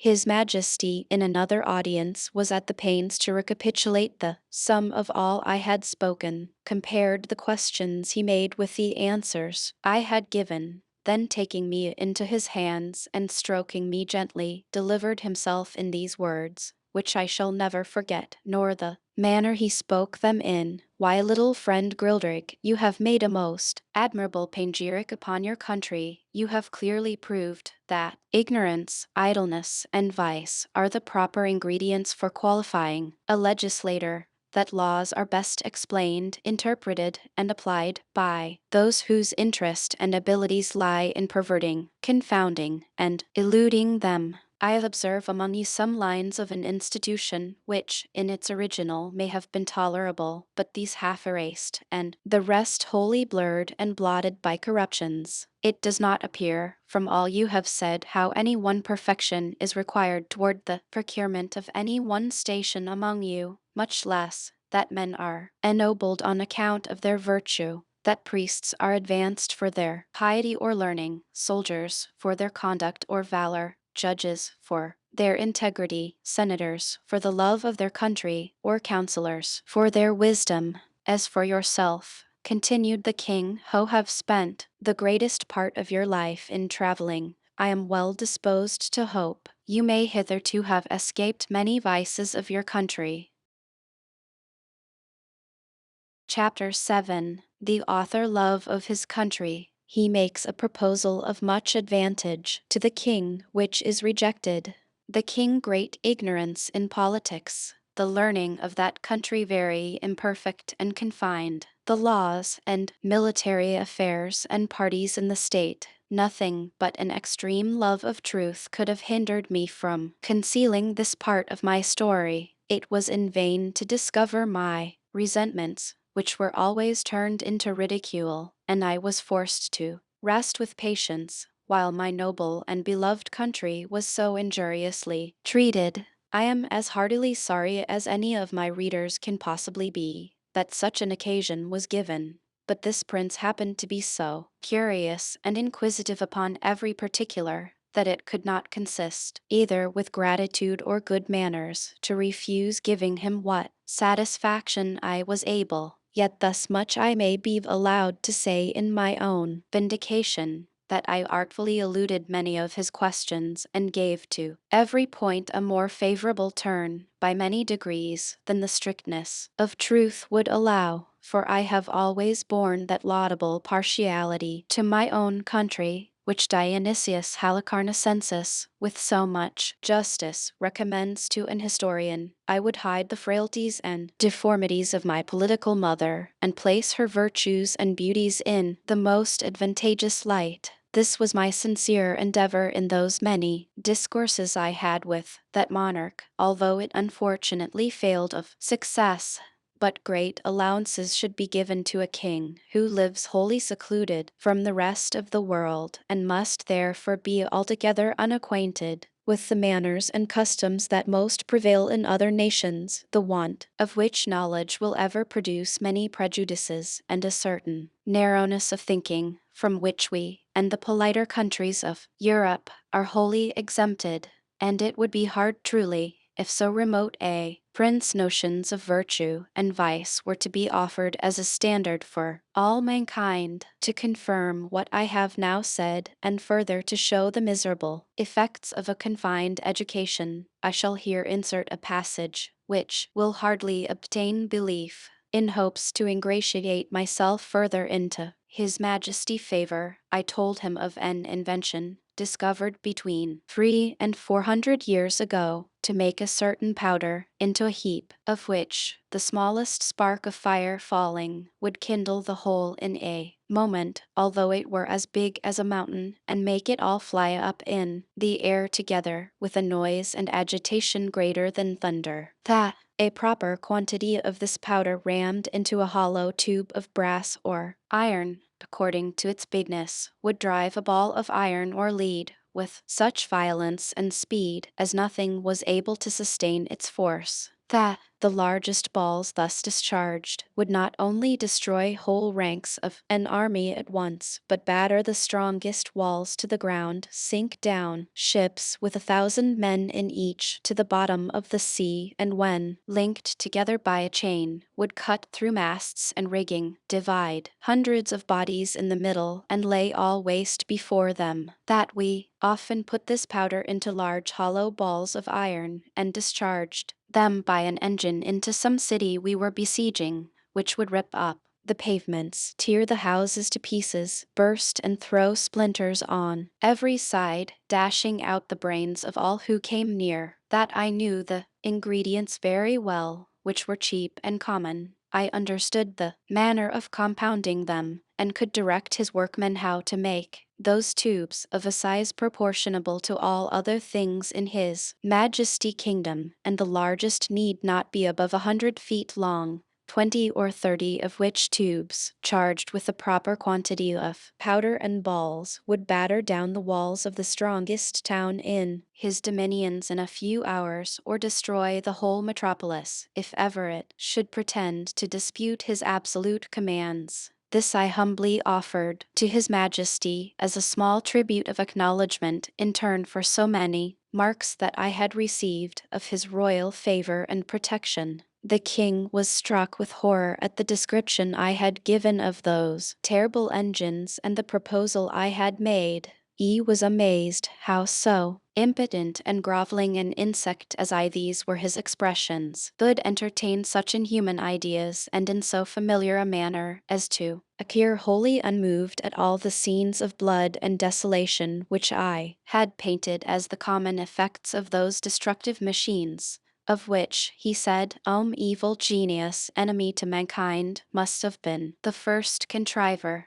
As for himself, he protested that although few things delighted him so much as new discoveries in art or in nature, yet he would rather lose half his kingdom than be privy to such a secret, which he commanded me, as I valued any life, never to mention any more. A strange effect of narrow principles and views that a prince possessed of every quality which procures veneration, love, and esteem, of strong parts, great wisdom, and profound learning, endowed with admirable talents, and almost adored by his subjects, should, from a nice, unnecessary scruple, of which in Europe we can have no conception, let slip an opportunity put into his hands that would have made him absolute master of the lives, the liberties, and the fortunes of his people. Neither do I say this with the least intention to detract from the many virtues of that excellent king, whose character, I am sensible, will, on this account, be very much lessened in the opinion of an English reader.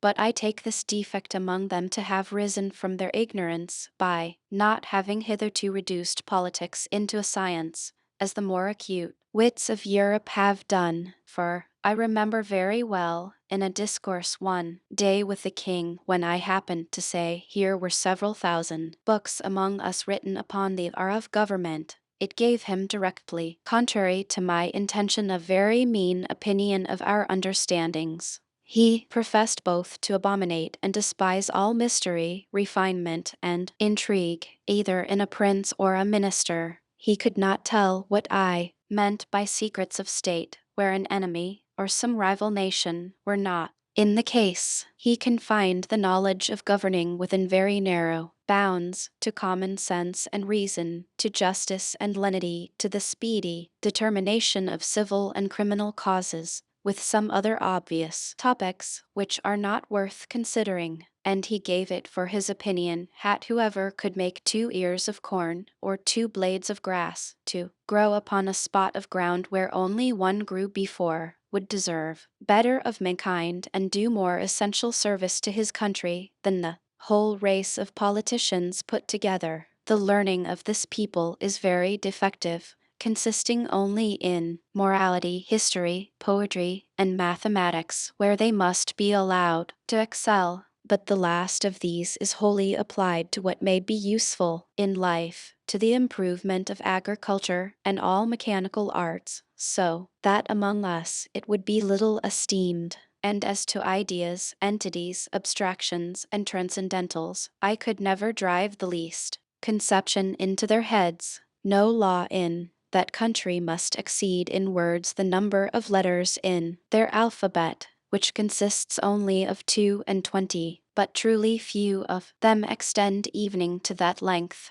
They are expressed in the most plain and simple terms, where those people are not mercurial enough to discover above one interpretation, and to write a comment upon any law is a capital crime. As to the decision of civil causes or proceedings against criminals, their precedents are so few that they have little reason to boast of any extraordinary skill in either. They have had the art of printing as well as the Chinese, time out of mind, but their libraries are not very large, for that of the king, which is reckoned the largest, does not amount to above 1,000 volumes, placed in a gallery of 1,200 feet long, from where I had liberty to borrow what books I pleased. The Queen Joiner had contrived in one of Glumdalclitch rooms a kind of wooden machine 25 feet high, formed like a standing ladder. The steps were each 50 feet long. It was truly a movable pair of stairs, the lowest end placed at 10 feet distance from the wall of the chamber. The book I had a mind to read was put up leaning against the wall. I first mounted to the upper step of the ladder, and turning my face towards the book, began at the top of the page,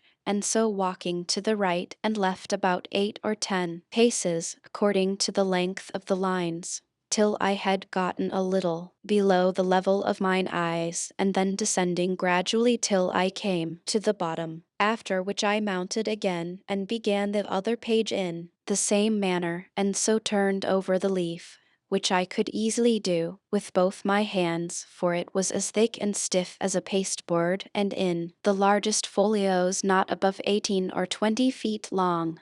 Their style is clear, masculine, and smooth, but not florid, for they avoid nothing more than multiplying unnecessary words, or using various expressions. I have perused many of their books, especially those in history and morality. Among the rest, I was much diverted with a little old treatise, which always lay in Glumdalclitch bedchamber, and belonged to her governess, a grave elderly gentlewoman, who dealt in writings of morality and devotion. The book treats of the weakness of humankind, and is in little esteem, except among the women and the vulgar. However, I was curious to see what an author of that country could say upon such a subject. This writer went through all the usual topics of European moralists, showing how diminutive, contemptible, and helpless an animal was man in his own nature, how unable to defend himself from inclemencies of the air or the fury of wild beasts, how much he was excelled by one creature in strength, by another in speed, by a third in foresight, by a fourth in industry. He added, had nature was degenerated in these latter declining ages of the world, and could now produce only small abortive births in comparison of those in ancient times. He said T was very reasonable to think not only that the species of men were originally much larger, but also that there must have been giants in former ages, which, as it is asserted by history and tradition, so it has been confirmed by huge bones and skulls, casually dug up in several parts of the kingdom, far exceeding the common dwindled race of men in our days. He argued, had the very laws of nature absolutely required we should have been made, in the beginning, of a size more large and robust, not so liable to destruction from every little accident of a tile falling from a house, or a stone cast from the hand of a boy, or being drowned in a little brook. From this way of reasoning, the author drew several moral applications useful in the conduct of life, but needless here to repeat. For my own part, I could not avoid reflecting how universally this talent was spread, of drawing lectures in morality, or truly rather matter of discontent and repining from the quarrels we raise with nature. And I believe, upon a strict inquiry, those quarrels may be shown as ill-grounded among us as they are among that people. As to their military affairs, they boast that the king army consists of 176,000 foot and 32,000 horse, if that may be called an army, which is made up of tradesmen in the several cities and farmers in the country, whose commanders are only the nobility and gentry, without pay or reward. They are truly perfect enough in their exercises and under very good discipline, where I saw no great merit, for how should it be otherwise, where every farmer is under the command of his own landlord, and every citizen under that of the principal men in his own city, chosen after the manner of Venice by ballot. I have often seen the militia of Lorbrogred drawn out to exercise in a great field near the city of 20 miles square. They were in all not above 25,000 foot and 6,000 horse, but it was impossible for me to compute their number, considering the space of ground they took up. A cavalier, mounted on a large steed, may be about 90 feet high. I have seen this whole body of horse, upon a word of command, draw their swords at once and brandish them in the air. Imagination can figure nothing so grand, so surprising, and so astonishing. It looked as if 10,000 flashes of lightning were darting at the same time from every quarter of the sky. I was curious to know how this prince, to whose dominions there is no access from any other country, came to think of armies, or to teach his people the practice of military discipline. But I was soon informed, both by conversation and reading their histories, for, in the course of many ages, they have been troubled with the same disease to which the whole race of mankind is subject, the nobility often contending for power, the people for liberty, and the king for absolute dominion. Chapter 8. The King and Queen make a progress to the frontiers. The author attends them. The manner in which he leaves the country very particularly related. He returns to England. I had always a strong impulse that I should some time recover my liberty, though it was impossible to conjecture by what means, or to form any project with the least hope of succeeding. The ship in which I sailed was the first ever known to be driven within sight of that coast, and the king had given strict orders that if at any time another appeared, it should be taken ashore, and with all its crew and passengers brought in a tumbrel to Lorbrogred. He was strongly bent to get me a woman of my own size, by whom I may propagate the breed. But I think I should rather have died than undergone the disgrace of leaving a posterity to be kept in cages like tame canary birds, and perhaps, in time, sold about the kingdom to persons of quality for curiosities. I was truly treated with much kindness. I was the favorite of a great king and queen, and the delight of the whole court, but it was upon such a foot as ill became the dignity of humankind. I could never forget those domestic pledges I had left behind me. I wanted to be among people with whom I could converse upon evening terms and walk about the streets and fields without being afraid of being trod to death like a frog or a young puppy. But my deliverance came sooner than I expected, and in a manner not very common. The whole story and circumstances of which I shall faithfully relate. I had now been 2 years in this country, and about the beginning of the third, Glumdalclitch and I attended the king and queen in a progress to the south coast of the kingdom. I was carried, as usual, in my traveling box, which, as I have already described, was a very convenient closet of 12 feet wide, and I had ordered a hammock to be fixed by silken ropes from the 4 corners at the top to break the jolts, when a servant carried me before him on horseback, as I sometimes desired, and would often sleep in my hammock while we were upon the road. On the roof of my closet, not directly over the middle of the hammock, I ordered the joiner to cut out a hole of a foot square, to give me air in hot weather as I slept, which hole I shut at pleasure with a board that drew backward and forward through a groove. When we came to our journey end, the king thought proper to pass a few days at a palace he has near Flenflasnick, a city within 18 English miles of the seaside. Glumdalclitch and I were much fatigued. I had gotten a small cold, but the poor girl was so ill as to be confined to her chamber. I longed to see the ocean, which must be the only scene of my escape if ever it should happen. I pretended to be worse than I really was and desired leave to take the fresh air of the sea with a page whom I was very fond of and who had sometimes been trusted with me. I shall never forget with what unwillingness Glumdalclitch consented, nor the strict charge she gave the page to be careful of me, bursting at the same time into a flood of tears, as if she had some foreboding of what was to happen. The boy took me out in my box about half an hour's walk from the palace towards the rocks on the seashore. I ordered him to set me down, and lifting up one of my sashes, cast many a wistful melancholy look towards the sea. I found myself not very well, and told the page that I had a mind to take a nap in my hammock,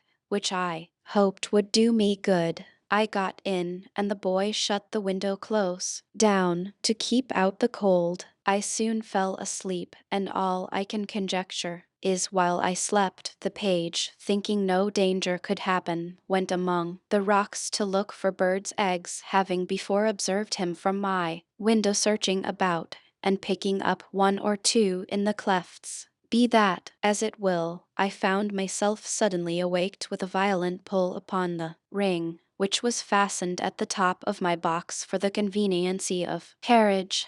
I felt my box raised very high in the air and then borne forward with prodigious speed. The first jolt had like to have shaken me out of my hammock, but afterward the motion was easy enough. I called out several times, as loud as I could raise my voice, but all to no purpose. I looked towards my windows and could see nothing but the clouds and sky. I heard a noise just over my head, like the clapping of wings, and then began to perceive the woeful condition I was in, that some eagle had got the ring of my box in his beak, with an intent to let it fall on a rock, like a tortoise in a shell, and then pick out my body and devour it, for the sagacity and smell of this bird enables him to discover his quarry at a great distance, though better concealed than I could be within a 2-inch board.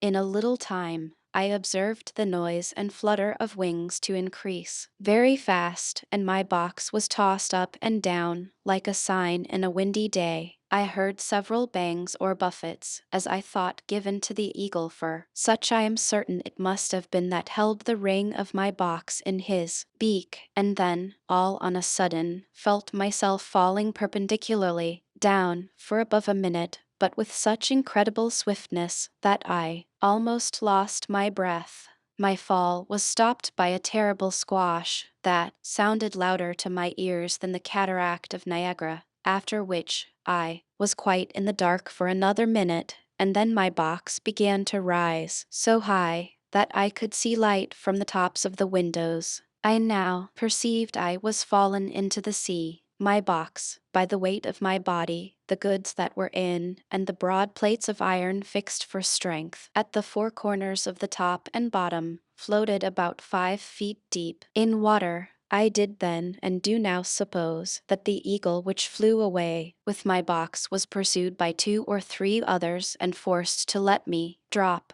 while he defended himself against the rest, who hoped to share in the prey. The plates of iron fastened at the bottom of the box, for those were the strongest, preserved the balance while it fell and hindered it from being broken on the surface of the water. Every joint of it was well grooved, and the door did not move on hinges, but up and down, like a sash, which kept my closet so tight that very little water came in. I got with much difficulty out of my hammock, having first ventured to draw back the slipboard on the roof already mentioned, contrived on purpose to let in air, for want of which I found myself almost stifled. How often did I then wish myself with my dear Glumdalclitch, from whom one single hour had so far divided me, and I may say with truth that in the amid of my own misfortunes I could not forbear lamenting my poor nurse the grief she would suffer for my loss, the displeasure of the queen, and the ruin of her fortune. Perhaps many travelers have not been under greater difficulties and distress than I was at this juncture, expecting every moment to see my box dashed to pieces, or at least overset by the first violent blast or rising wave. A breach in one single pane of glass would have been immediate death, nor could anything have preserved the windows but the strong lattice wires placed on the outside against accidents in traveling. I saw the water ooze in at several crannies, although the leaks were not considerable, and I endeavored to stop them as well as I could.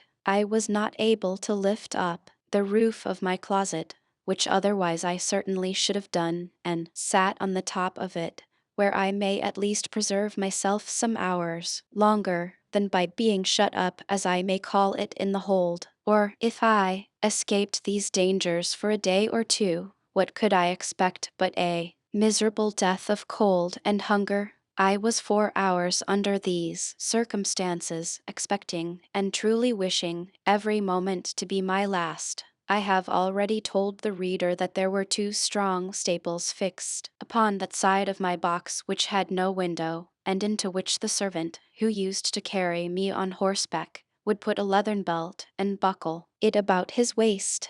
Being in this disconsolate state, I heard, or at least thought I heard, some kind of grating noise on that side of my box where the staples were fixed, and soon after I began to fancy that the box was pulled or towed along the sea, for I now and then felt a sort of tugging, which made the waves rise near the tops of my windows, leaving me almost in the dark. This gave me some faint hopes of relief, although I was not able to imagine how it could be brought about. I ventured to unscrew one of my chairs, which were always fastened to the floor, and having made a hard shift to screw it down again, directly under the slipping board that I had lately opened, I mounted on the chair, and putting my mouth as near as I could to the hole, I called for help in a loud voice and in all the languages I understood. I then fastened my handkerchief to a stick I usually carried, and thrusting it up the hole, waved it several times in the air, that if any boat or ship were near, the seamen may conjecture some unhappy mortal to be shut up in the box. I found no effect from all I could do, but plainly perceived my closet to be moved along, and in the space of an hour, or better, that side of the box where the staples were, and had no windows, struck against something that was hard. I apprehended it to be a rock, and found myself tossed more than ever. I plainly heard a noise upon the cover of my closet, like that of a cable, and the grating of it as it passed through the ring. I then found myself hoisted up, by degrees, at least 3 feet higher than I was before upon, which I again thrust up my stick and handkerchief, calling for help till I was almost hoarse. In return to which, I heard a great shout repeated 3 times, giving me such transports of joy as are not to be conceived but by those who feel them. I now heard a trampling over my head,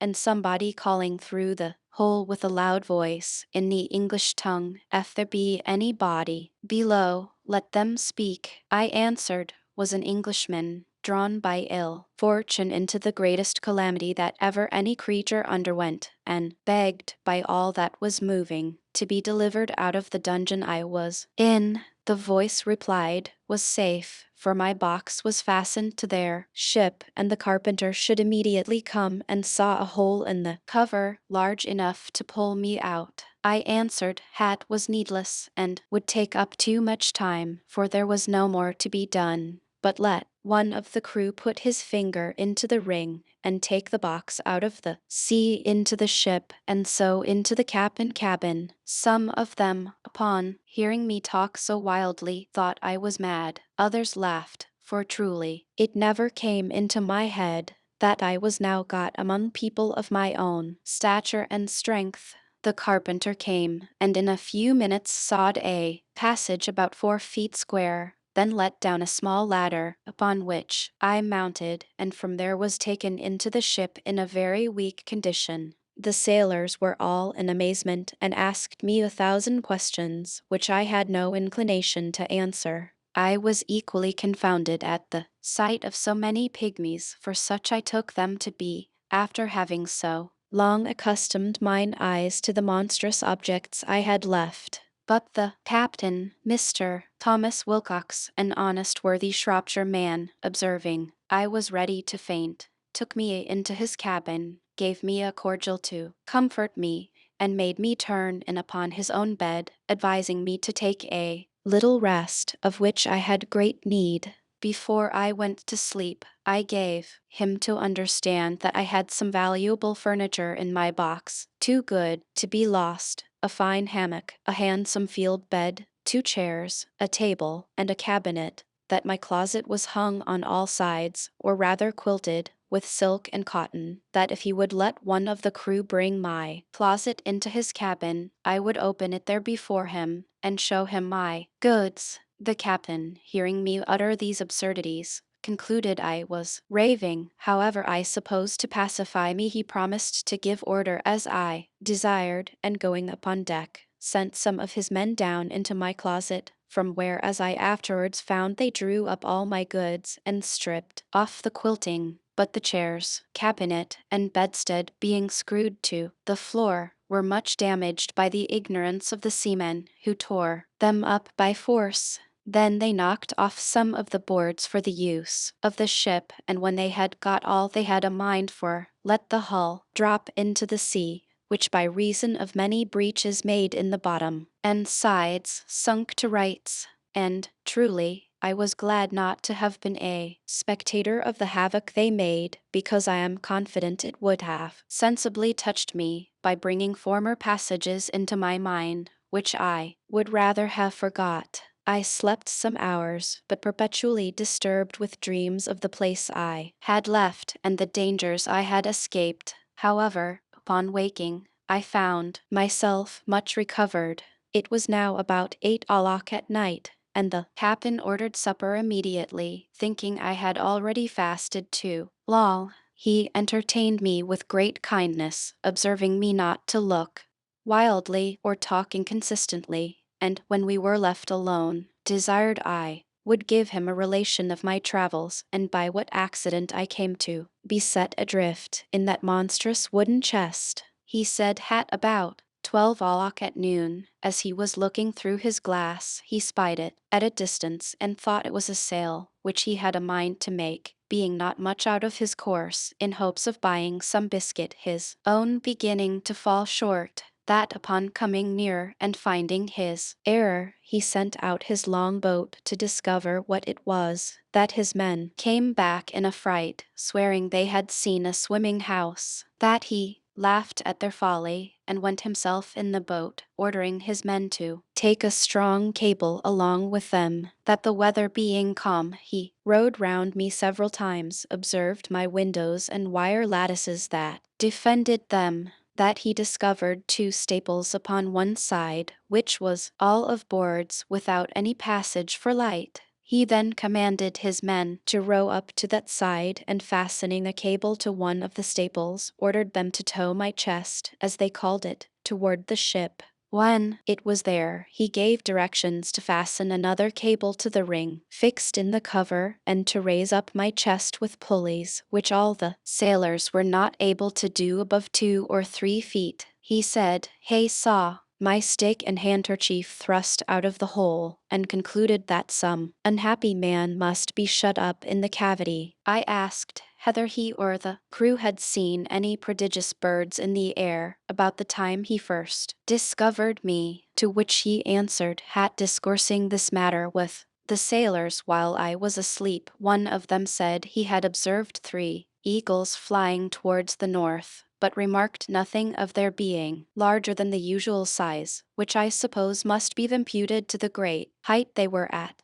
and he could not guess the reason of my question. I then asked the captain how far he reckoned we may be from land. He said, why, the best computation he could make, we were at least 100 leagues. I assured him that he must be mistaken by almost half, for I had not left the country from where I came above 2 hours before I dropped into the sea, upon which he began again to think that my brain was disturbed, of which he gave me a hint, and advised me to go to bed in a cabin he had provided. I assured him was well refreshed with his good entertainment and company, and as much in my senses as ever I was in my life. He then grew serious, and desired to ask me freely whether I were not troubled in my mind by the consciousness of some enormous crime for which I was punished at the command of some prince, by exposing me in that chest, as great criminals in other countries have been forced to sea in a leaky vessel without provisions. For although he should be sorry to have taken so ill a man into his ship,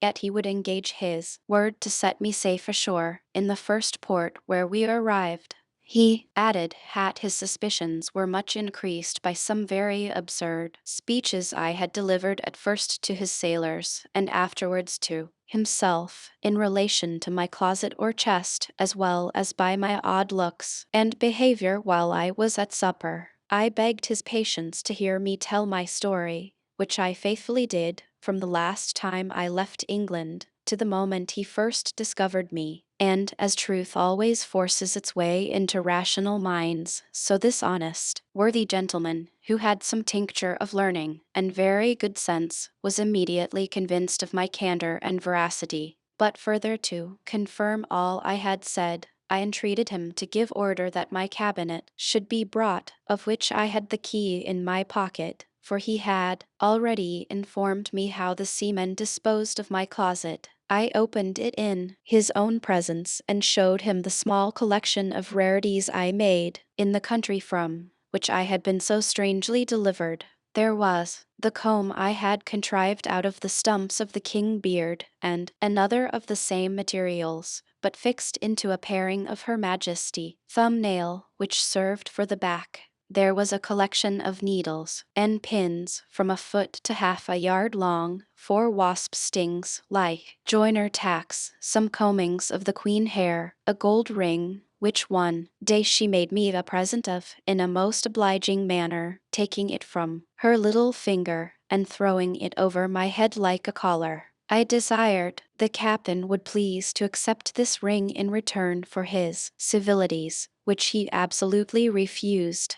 I showed him a corn that I had cut off with my own hand from a maid of honor toe. It was about the bigness of Kentish pippin, and grown so hard that when I returned England I got it hollowed into a cup and set in silver. Lastly, I desired him to see the breeches I had then on, which were made of a mouse skin. I could force nothing on him but a footman tooth, which I observed him to examine with great curiosity, and found he had a fancy for it. He received it with abundance of thanks, more than such a trifle could deserve. It was drawn by an unskilful surgeon, in a mistake, from one of Glumdalclitch men, who was afflicted with the toothache, but it was as sound as any in his head. I got it cleaned and put it into my cabinet. It was about a foot long and 4 inches in diameter. The captain was very well satisfied with this plain relation I had given him, and said he hoped, when we returned to England, I would oblige the world by putting it on paper and making it public. My answer was that we were overstocked with books of travels, that nothing could now pass which was not extraordinary, where I doubted some authors less consulted truth than their own vanity or interest or the diversion of ignorant readers, that my story could contain little beside common events, without those ornamental descriptions of strange plants, trees, birds, and other animals, or of the barbarous customs and idolatry of savage people with which most writers abound. However, I thanked him for his good opinion, and promised to take the matter into my thoughts. He said he wondered at one thing very much, which was to hear me speak so loud,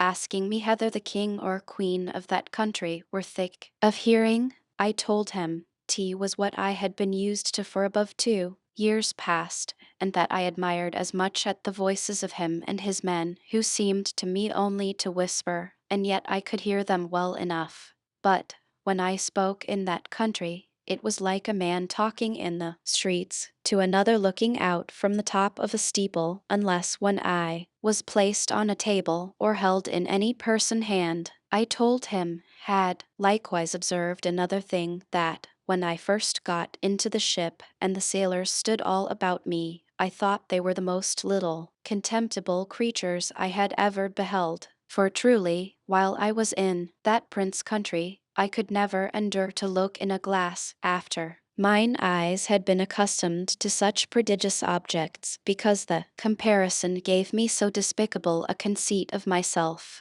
The captain said, while we were at supper, he observed me to look at everything with a sort of wonder, and that I often seemed hardly able to contain my laughter, which he knew not well how to take, but imputed it to some disorder in my brain. I answered, tea was very true, and I wondered how I could forbear when I saw his dishes of the size of a silver 3 pence, a leg of pork hardly a mouthful, a cup not so big as a nutshell, and so I went on, describing the rest of his household stuff and provisions after the same manner, for, although he queen had ordered a little equipage of all things necessary for me while I was in her service, yet my ideas were wholly taken up with what I saw on every side of me, and I winked at my own littleness as people do at their own faults.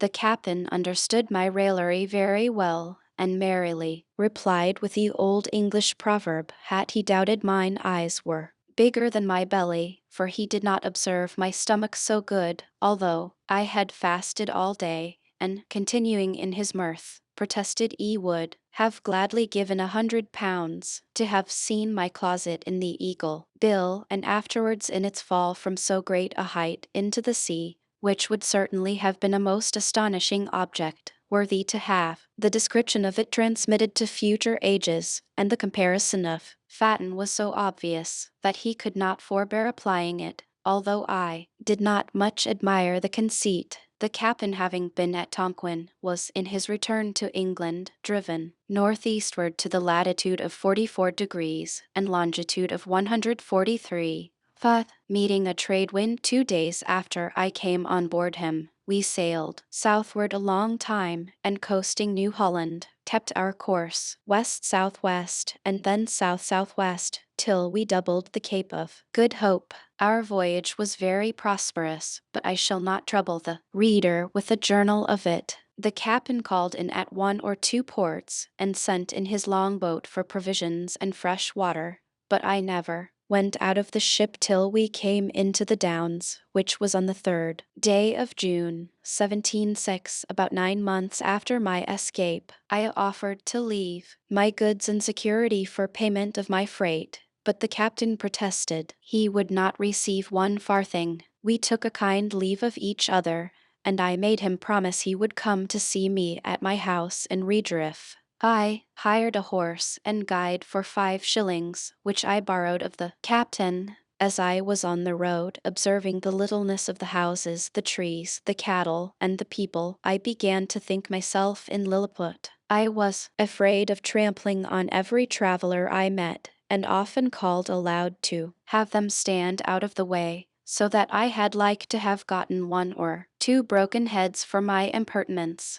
When I came to my own house, for which I was forced to inquire, one of the servants opening the door, I bent down to go in, like a goose under a gate, for fear of striking my head. My wife ran out to embrace me, but I stooped lower than her knees, thinking she could otherwise never be able to reach my mouth. My daughter kneeled to ask my blessing, but I could not see her till she arose, having been so long used to stand with my head and eyes erect to above 60 feet, and then I went to take her up with one hand by the waist. I looked down upon the servants and 1 or 2 friends who were in the house, as if they had been pygmies and I a giant. I told my wife he had been too thrifty, for I found she had starved herself and her daughter to nothing. In short, I behaved myself so unaccountably that they were all of the captain's opinion when he first saw me, and concluded I had lost my wits. This I mention as an instance of the great power of habit and prejudice. In a little time, I and my family and friends came to a right understanding, but my wife protested should never go to sea any more, although my evil destiny so ordered that she had not power to hinder me, as the reader may know hereafter. In the meantime, I here conclude the second part of my unfortunate voyages. Part Roman 3. Chapter 1. The author sets out on his third voyage, is taken by pirates, the malice of a Dutchman, his arrival at an island, he is received into Laputa. I had not been at home above 10 days, when Captain William Robinson, a Cornish man, commander of the Hopewell, a stout ship of 300 tons, came to my house. I had formerly been surgeon of another ship, where he was master and a fourth part owner, in a voyage to the Levant. He had always treated me more like a brother than an inferior officer, and hearing of my arrival made me a visit, as I apprehended only out of friendship, for nothing passed more than what is usual after long absences, but repeating his visits often, expressing his joy to find me in good health, asking whether I were now settled for life, adding had he intended a voyage to the East Indies in 2 months. At last he plainly invited me, though with some apologies, to be surgeon of the ship, had I should have another surgeon under me, beside our 2 mates, that my salary should be double to the usual pay, and that having experienced my knowledge in sea affairs to be at least equal to his, he would enter into any engagement to follow my advice, as much as if I had shared in the command. He said so many other obliging things, and I knew him to be so honest a man, that I could not reject this proposal. The thirst I had of seeing the world, notwithstanding my past misfortunes, continuing as violent as ever. The only difficulty that remained was to persuade my wife, whose consent, however, I at last obtained by the prospect of advantage she proposed to her children. We set out the 5th day of August, 1706, and arrived at Fort St. George the 11th of April, 1707. We stayed there 3 weeks to refresh our crew, many of whom were sick. From there we went to Tonquin, where the captain resolved to continue some time, because many of the goods he intended to buy were not ready, nor could he expect to be dispatched in several months. Therefore, in hopes to defray some of the charges he must be at, he bought a sloop, loaded it with several sorts of goods, with which the Tonquinese usually trade to the neighboring islands, and putting 14 men on board, of which 3 were of the country, he appointed me master of the sloop, and gave me power to traffic, while he transacted his affairs at Tonquin. We had not sailed above 3 days, when a great storm arising, we were driven 5 days to the north-northeast, and then to the east, after which we had fair weather, but still with a pretty strong gale from the west. Upon the 10th day we were chased by 2 pirates, who soon overtook us, for my sloop was so deep laden, but she sailed very slow, neither were we in a condition to defend ourselves. We were boarded about the same time by both the pirates, who entered furiously at the head of their men, but finding us all prostrate upon our faces, for so I gave order, they pinioned us with strong ropes, and, setting guard upon us, went to search the sloop. I observed among them a Dutchman, who seemed to be of some authority, though he was not commander of either ship. He knew us by our countenances to be Englishmen, and jabbering to us in his own language, swore we should be tied back to back and thrown into the sea. I spoken Dutch tolerably well. I told him who we were, and begged him, in consideration of our being Christians and Protestants of neighboring countries in strict alliance, that he would move the captains to take some pity on us. This inflamed his rage. He repeated his threatenings, and turning to his companions, spoke with great vehemence in the Japanese language, as I suppose, often using the word Christianos. The largest of the 2 pirate ships was commanded by a Japanese captain, who spoke a little Dutch, but very imperfectly. He came up to me, and, after several questions, which I answered in great humility, he said, "E should not die." I made the captain a very low bow, and then, turning to the Dutchman, said, was sorry to find more mercy in a heathen than in a brother Christian. But I had soon reason to repent those foolish words, for that malicious reprobate, having often endeavored in vain to persuade both the captains that I may be thrown into the sea which they would not yield to, after the promise made me that I should not die, however, prevailed so far as to have a punishment inflicted on me worse in all human appearance than death itself. My men were sent by an equal division into both the pirate ships and my sloop new manned. As to myself, it was determined that I should be set adrift in a small canoe with paddles and a sail and 4 days' provisions, which last the Japanese captain was so kind to double out of his own stores and would permit no man to search me. I got down into the canoe, while the Dutchman, standing upon the deck, loaded me with all the curses and injurious terms his language could afford.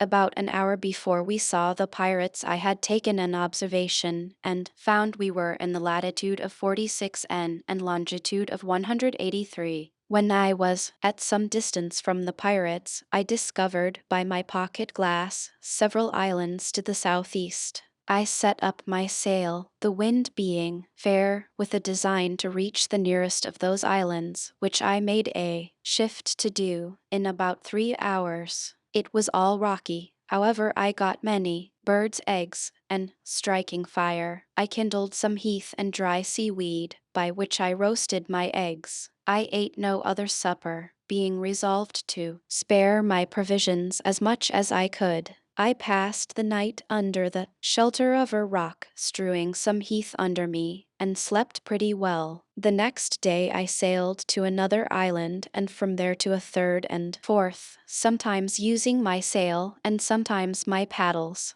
But, not to trouble the reader with a particular account of my distresses, let it suffice that on the 5th day I arrived at the last island in my sight, which lay south-southeast to the former. This island was at a greater distance than I expected, and I did not reach it in less than 5 hours. I encompassed it almost round before I could find a convenient place to land in, which was a small creek, about 3 times the wideness of my canoe. I found the island to be all rocky, only a little intermingled with tufts of grass and sweet-smelling herbs. I took out my small provisions, and after having refreshed myself, I secured the remainder in a cave, of which there were great numbers. I gathered plenty of eggs upon the rocks, and got a quantity of dry seaweed and parched grass, which I designed to kindle the next day and roast my eggs as well as I could, for I had about me my flint, steel, match, and burning glass. I lay all night in the cave where I had lodged. My provisions, my bed was the same dry grass and seaweed which I intended for fuel. I slept very little, for the disquiets of my mind prevailed over my weariness and kept me awake. I considered how impossible it was to preserve my life in so desolate a place, and how miserable my end must be, yet found myself so listless and desponding that I had not the heart to rise, and before I could get spirits enough to creep out of my cave, the day was far advanced. I walked a while among the rocks. The sky was perfectly clear, and the sun so hot that I was forced to turn my face from it, when all on a sudden it became obscure, as I thought, in a manner very different from what happens by the interposition of a cloud. I turned back and perceived a vast opaque body between me and the sun moving forwards towards the island. It seemed to be about 2 miles high and hid the sun 6 or 7 minutes, but I did not observe the air to be much colder or the sky more darkened than if I had stood under the shade of a mountain. As it approached near, over the place where I was, it appeared to be a firm substance, the bottom flat, smooth, and shining very bright from the reflection of the sea below. I stood upon a height about 200 yards from the shore, and saw this vast body descending almost to a parallel with me, at less than an English mile distance. I took out my pocket perspective, and could plainly discover numbers of people moving up and down the sides of it. which appeared to be sloping, but what those people were doing I was not able to distinguish. The natural love of life gave me some inward motion of joy, and I was ready to entertain a hope that this adventure may, some way or other, help to deliver me from the desolate place and condition I was in. But at the same time the reader can hardly conceive my astonishment to behold an island in the air inhabited by men who were able as it should seem to raise or sink or put it into progressive motion as they pleased. But not being at that time in a disposition to philosophize upon this phenomenon, I rather chose to observe what course the island would take, because it seemed for a while to stand still. Yet soon after, it advanced nearer, and I could see the sides of it encompassed with several gradations of galleries and stairs at certain intervals, to descend from one to the other. In the lowest gallery, I beheld some people fishing with long angling rods, and others looking on. I waved my cap, for my hat was long since worn out, and my handkerchief toward the island, and upon its nearer approach, I called and shouted with the utmost strength of my voice, and then looking circumspectly, I beheld a crowd gather to that side which was most in my view. I found by their pointing towards me and to each other that they plainly discovered me, although they made no return to my shouting. But I could see 4 or 5 men running in great haste up the stairs to the top of the island, who then disappeared. I happened rightly to conjecture that these were sent for orders to some person in authority upon this occasion. The number of people increased, and in less than half all hour the island was moved and raised in such a manner that the lowest gallery appeared in a parallel of less than 100 yards distance from the height where I stood. I then put myself in the most supplicating posture and spoke in the humblest accent, but received no answer. Those who stood nearest over against me seemed to be persons of distinction, as I supposed by their habit. They conferred earnestly with each other, looking often upon me. At length one of them called out in a clear, polite, smooth dialect, not unlike in sound to the Italian, and therefore I returned an answer in that language, hoping at least that the cadence may be more agreeable to his ears. Although neither of us understood the other, yet my meaning was easily known, for the people saw the distress I was in. Chapter 2. The humors and dispositions of the Laputians described.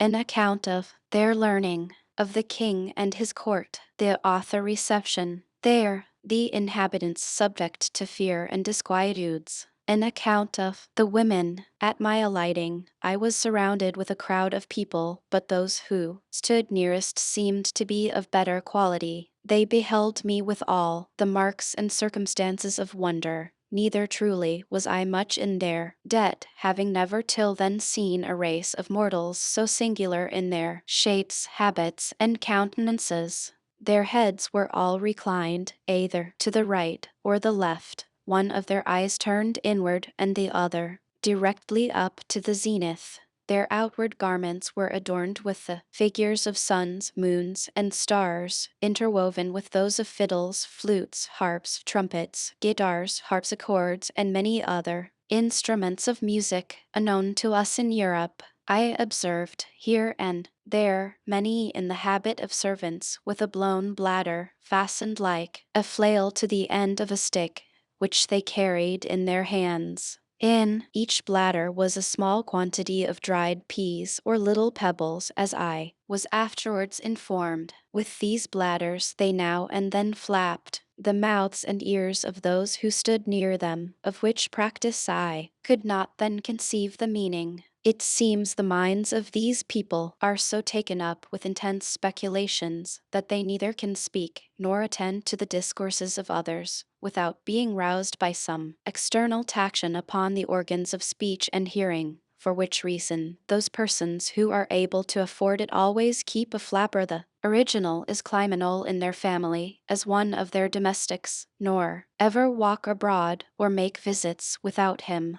And the business of this officer is, when 2, 3, or more persons are in company, gently to strike with his bladder the mouth of him who is to speak, and the right ear of him or them to whom the speaker addresses himself. This flapper is likewise employed diligently to attend his master in his walks, and, upon occasion, to give him a soft flap on his eyes, because he is always so wrapped up in cogitation that he is in manifest danger of falling down every precipice and bouncing his head against every post, and in the streets of justling others or being justled himself into the kennel. It was necessary to give the reader this information, without which he would be at the same loss with me to understand the proceedings of these people, as they conducted me up the stairs to the top of the island, and from there to the royal palace. While we were ascending, they forgot several times what they were about, and left me to myself, till their memories were again roused by their flappers, for they appeared altogether unmoved by the sight of my foreign habit and countenance, and by the shouts of the vulgar, whose thoughts and minds were more disengaged.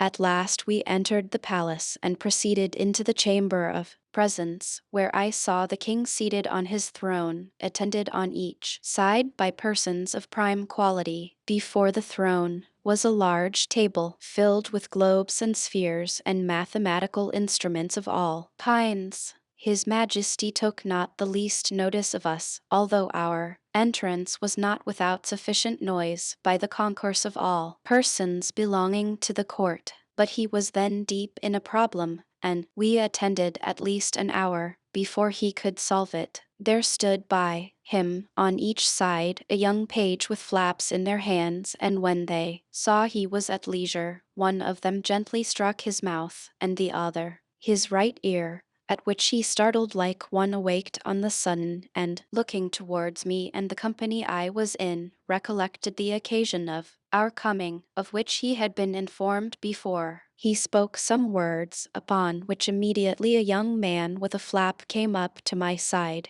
and flapped me gently on the right ear, but I made signs, as well as I could, that I had no occasion for such an instrument, which, as I afterwards found, gave his Majesty and the whole court a very mean opinion of my understanding. The king, as far as I could conjecture, asked me several questions, and I addressed myself to him in all the languages I had. When it was found I could neither understand nor be understood, I was conducted by his order to an apartment in his palace, this prince being distinguished above all his predecessors for his hospitality to strangers, where 2 servants were appointed to attend me. My dinner was brought, and 4 persons of quality, whom I remembered to have seen very near the king person, did me the honor to dine with me. We had 2 courses of 3 dishes each. In the first course there was a shoulder of mutton cut into an equilateral triangle, a piece of beef into a rhomboids, and a pudding into a cycloid.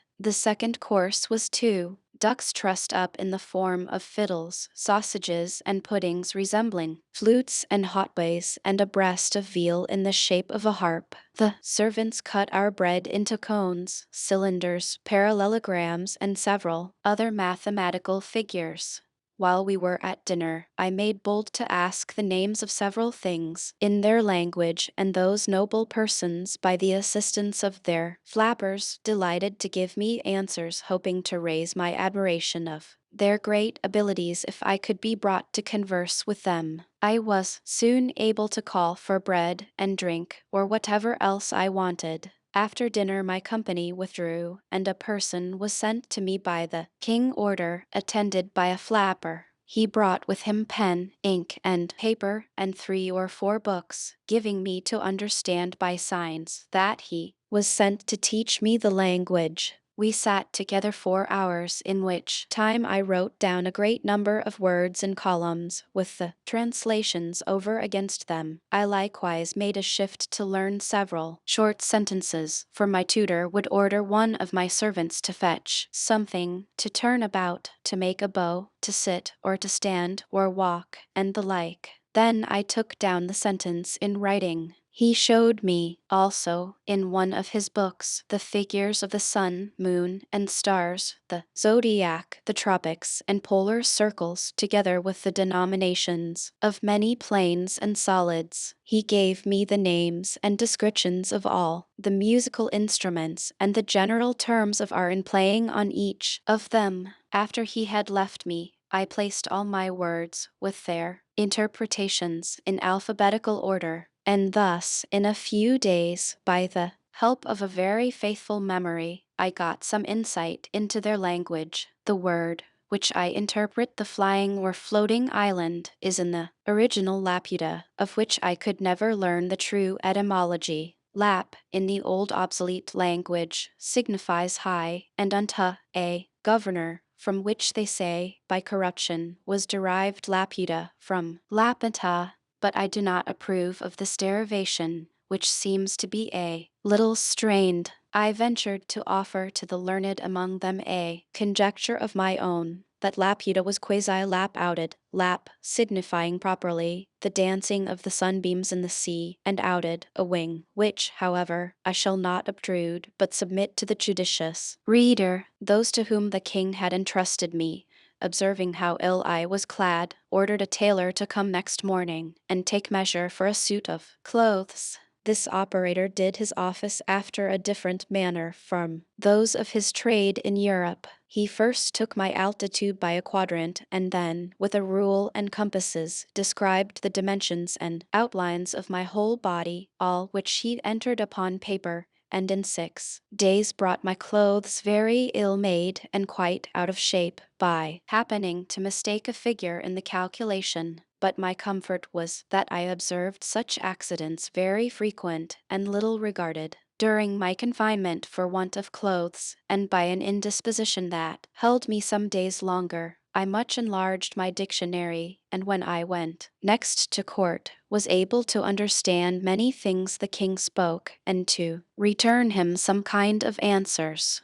His Majesty had given orders that the island should move northeast and by east to the vertical point over Lagado, the metropolis of the whole kingdom below, upon the firm earth. It was about 90 leagues distant, and our voyage lasted 4 days and a half. I was not in the least sensible of the progressive motion made in the air by the island. On the second morning, about 11 o'clock, the king himself in person, attended by his nobility, courtiers, and officers, having prepared all their musical instruments, played on them for 3 hours without intermission, so that I was quite stunned with the noise. Neither could I possibly guess the meaning, till my tutor informed me. He said that the people of their island had their ears adapted to hear music of the spheres, which always played at certain periods, and the court was now prepared to bear their part in whatever instrument they most excelled.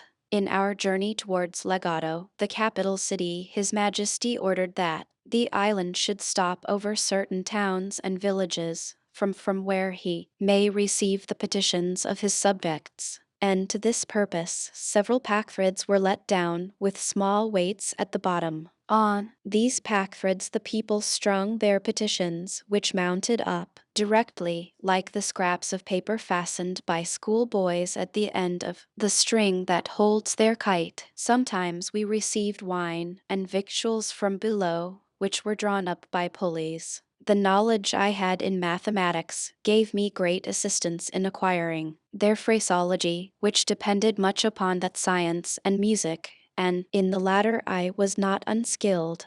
Their ideas are perpetually conversant in lines and figures. If they would, for example, praise the beauty of a woman or any other animal, they describe it by rhombs, circles, parallelograms, ellipses, and other geometrical terms, or by words of are drawn from music. Needless here to repeat, I observed in the king kitchen all sorts of mathematical and musical instruments after the figures of which they cut up the joints that were served to his Majesty table. Their houses are very ill built, the walls bevel, without one right angle in any apartment. and this defect arises from the contempt they bear to practical geometry, which they despise as vulgar and mechanic, those instructions they give being too refined for the intellects of their workmen, which occasions perpetual mistakes. And although they are dexterous enough upon a piece of paper in the management of the rule, the pencil, and the divider, yet in the common actions and behavior of life, I have not seen a more clumsy, awkward, and unhandy people, nor so slow and perplexed in their conceptions upon all other subjects except those of mathematics and music.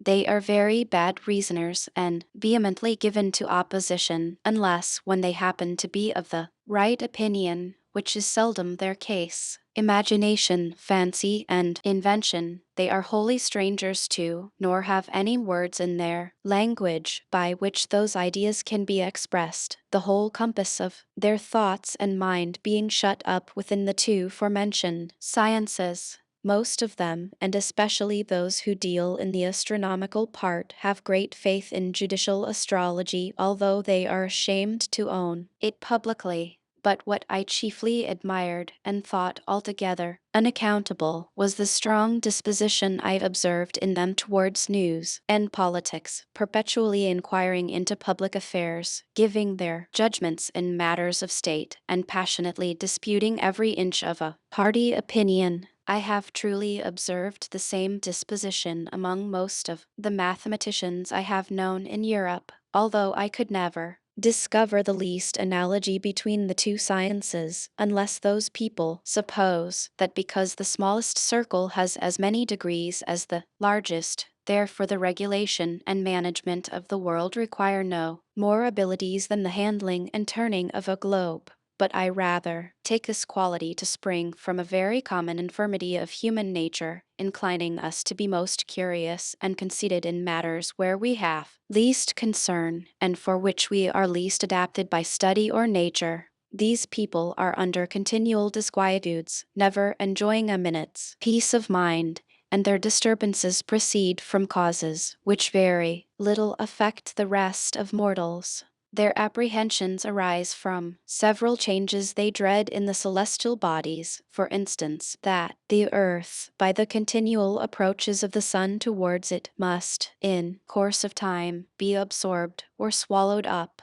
that the face of the sun will, by degrees, be encrusted with its own effluvia, and give no more light to the world, that the earth very narrowly escaped a brush from the tail of the last comet, which would have infallibly reduced it to ashes, and that the next, which they have calculated for 31 years, therefore will probably destroy us. For if, in its perihelion, it should approach within a certain degree of the sun as by their calculations, they have reason to dread it will receive a degree of heat 10,000 times more intense than that of red-hot glowing iron, and in its absence from the sun, carry a blazing tail 10,014 miles long, through which, if the earth should pass at the distance of 100,000 miles from the nucleus or main body of the comet, it must in its passage be set on fire and reduced to ashes, that the sun, daily spending its rays without any nutriment to supply them, will at last be wholly consumed and annihilated,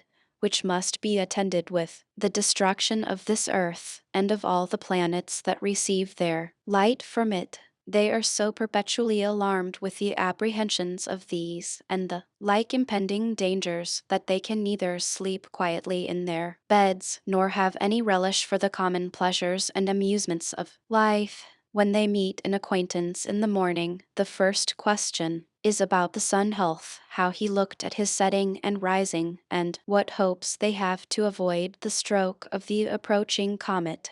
This conversation they are apt to run into with the same temper that boys discover in delighting to hear terrible stories of spirits and hobgoblins, which they greedily listen to, and dare not go to bed for fear. The women of the island have abundance of vivacity. They contemn their husbands, and are exceedingly fond of strangers, of which there is always a considerable number from the continent below, attending at court. either upon affairs of the several towns and corporations or their own particular occasions, but are much despised because they want the same endowments. Among these the ladies choose their gallants, but the vexation is that they act with too much ease and security, for the husband is always so wrapped in speculation that the mistress and lover may proceed to the greatest familiarities before his face, if he be but provided with paper and implements, and without his flapper at his side. The wives and daughters lament their confinement to the island, although I think it the most delicious spot of ground in the world,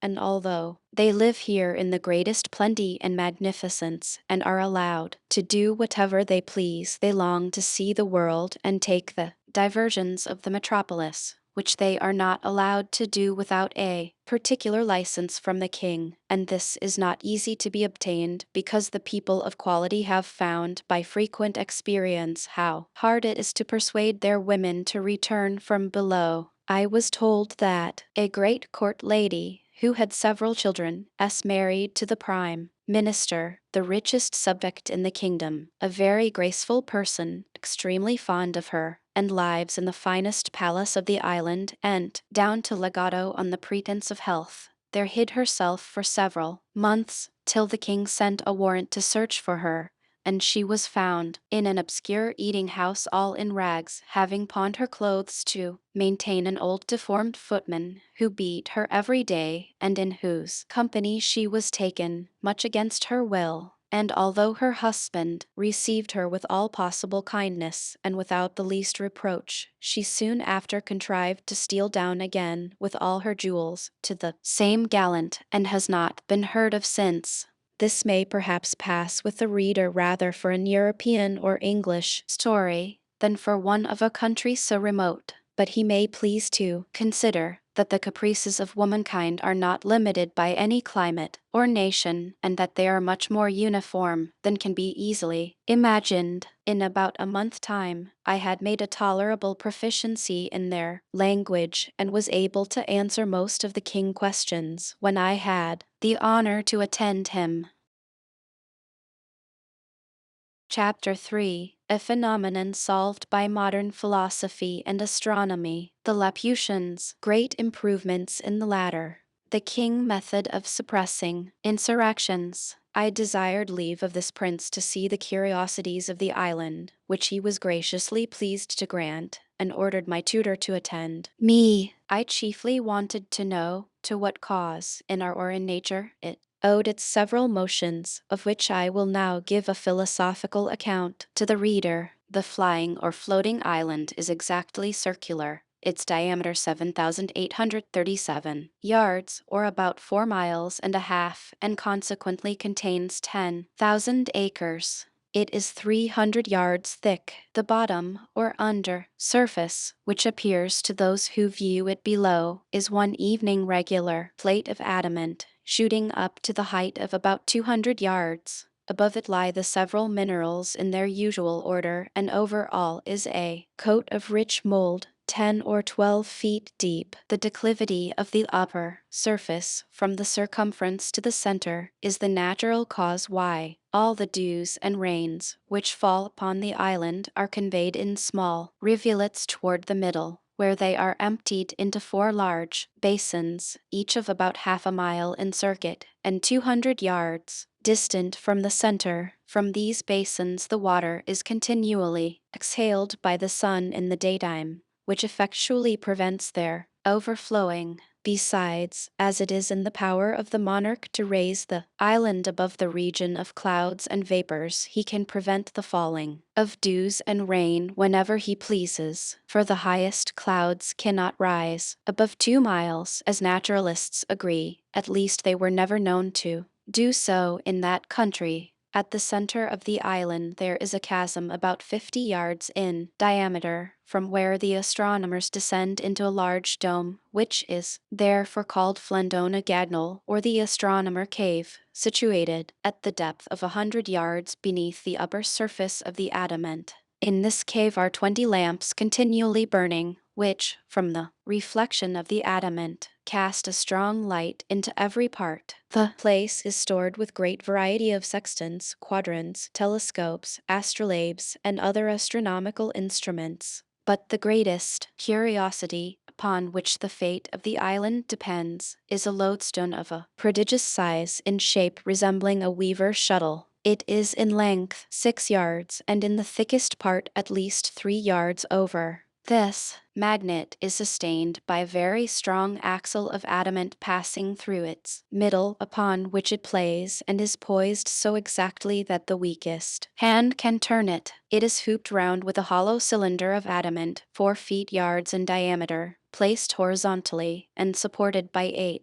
adamantine feet, each 6 yards high. In the middle of the concave side, there is a groove 12 inches deep, in which the extremities of the axle are lodged and turned round as there is occasion. The stone cannot be removed from its place by any force, because the hoop and its feet are one continued piece with that body of adamant which constitutes the bottom of the island. By means of this lodestone, the island is made to rise and fall and move from one place to another, for, with respect to that part of the earth over which the monarch presides, the stone is endued at one of its sides with an attractive power, and at the other with a repulsive. Upon placing the magnet erect, with its attracting end towards the earth, the island descends. But when the repelling extremity points downwards, the island mounts directly upwards. When the position of the stone is oblique, the motion of the island is so too, for in this magnet, the forces always act in lines parallel to its direction. By this oblique motion, the island is conveyed to different parts of the monarch dominions. To explain the manner of its progress, let a B represent a line drawn across the dominions of Balnabarbai. Let the line CD represent the lodestone, of which let D be the repelling end, and C the attracting end, the island being over C. Let the stone be placed in position CD with its repelling end downwards. Then the island will be driven upwards obliquely towards D. When it is arrived at D,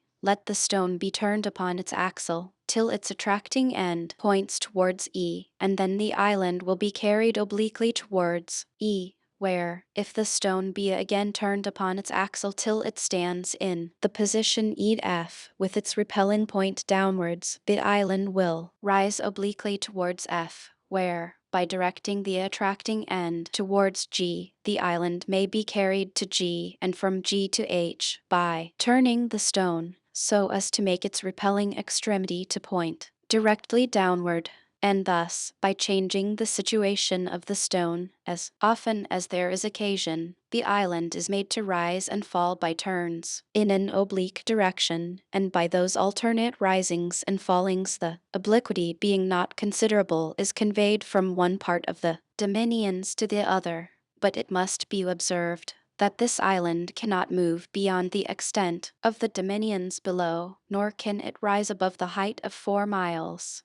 For which the astronomers who have written large systems concerning the stone assign the following reason: that the magnetic virtue does not extend beyond the distance of 4 miles, and that the mineral which acts upon the stone in the bowels of the earth and in the sea about 6 leagues distant from the shore is not diffused through the whole globe, but terminated with the limits of the king dominions, and it was easy, from the great advantage of such a superior situation, for a prince to bring under his obedience whatever country lay within the attraction of that magnet. When the stone is put parallel to the plane of the horizon, the island stands still, for in that case the extremities of it, being at equal distance from the earth, act with equal force, the one in drawing downwards, the other in pushing upwards, and consequently no motion can ensue. This lodestone is under the care of certain astronomers who, from time to time, give it such positions as the monarch directs. They spend the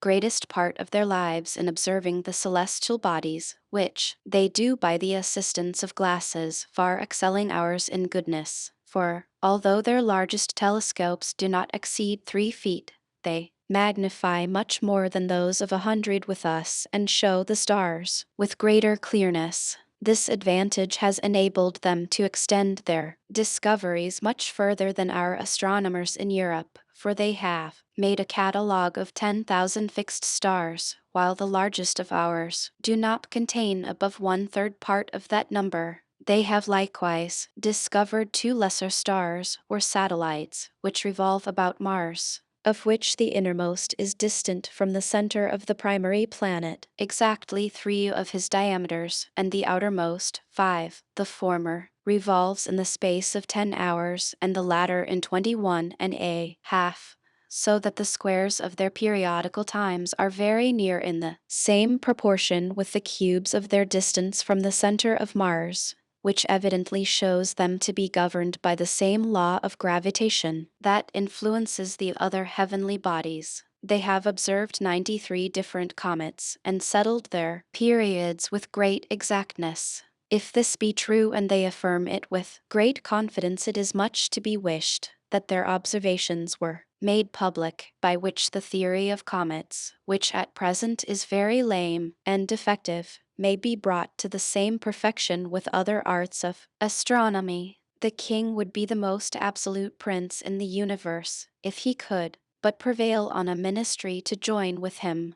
But these having their estates below on the continent, and considering that the office of a favorite has a very uncertain tenure, would never consent to the enslaving of their country. If any town should engage in rebellion or mutiny, fall into violent factions, or refuse to pay the usual tribute, the king has 2 methods of reducing them to obedience. The first and the mildest course is by keeping the island hovering over such a town and the lands about it, by which he can deprive them of the benefit of the sun and the rain, and consequently afflict the inhabitants with dearth and diseases, and if the crime deserve it, they are at the same time pelted from above with great stones, against which they have no defense but by creeping into cellars or caves, while the roofs of their houses are beaten to pieces. But if they still continue obstinate or offer to raise insurrections, he proceeds to the last remedy by letting the island drop directly upon their heads, which makes a universal destruction both of houses and men. However, this is an extremity to which the prince is seldom driven, neither truly is he willing to put it in execution, nor dare his ministers advise him to an action which, as it would render them odious to the people, so it would be a great damage to their own estates, which all lie below, for the island is the King Demosthene. But there is still truly a more weighty reason why the kings of this country have been always averse from executing so terrible an action, unless upon the utmost necessity. For if the town intended to be destroyed should have in it any tall rocks, as it generally falls out in the larger cities, a situation probably chosen at first with a view to prevent such a catastrophe, or if it abound in high spires or pillars of stone, a sudden fall may endanger the bottom or under surface of the island, which, although it consist, as I have said, of one entire adamant, 200 yards thick, may happen to crack by too great a shock, or burst by approaching too near the fires from the houses below, as the backs, both of iron and stone, will often do in our chimneys. All this the people are well apprised, and understand how far to carry their obstinacy where their liberty or property is concerned, and the king, when he is highest provoked and most determined to press a city to rubbish, orders the island to descend with great gentleness, out of a pretense of tenderness to his people, but truly for fear of breaking the adamantine bottom, in which case it is the opinion of all their philosophers that the lodestone could no longer hold it up, and the whole mass would fall to the ground.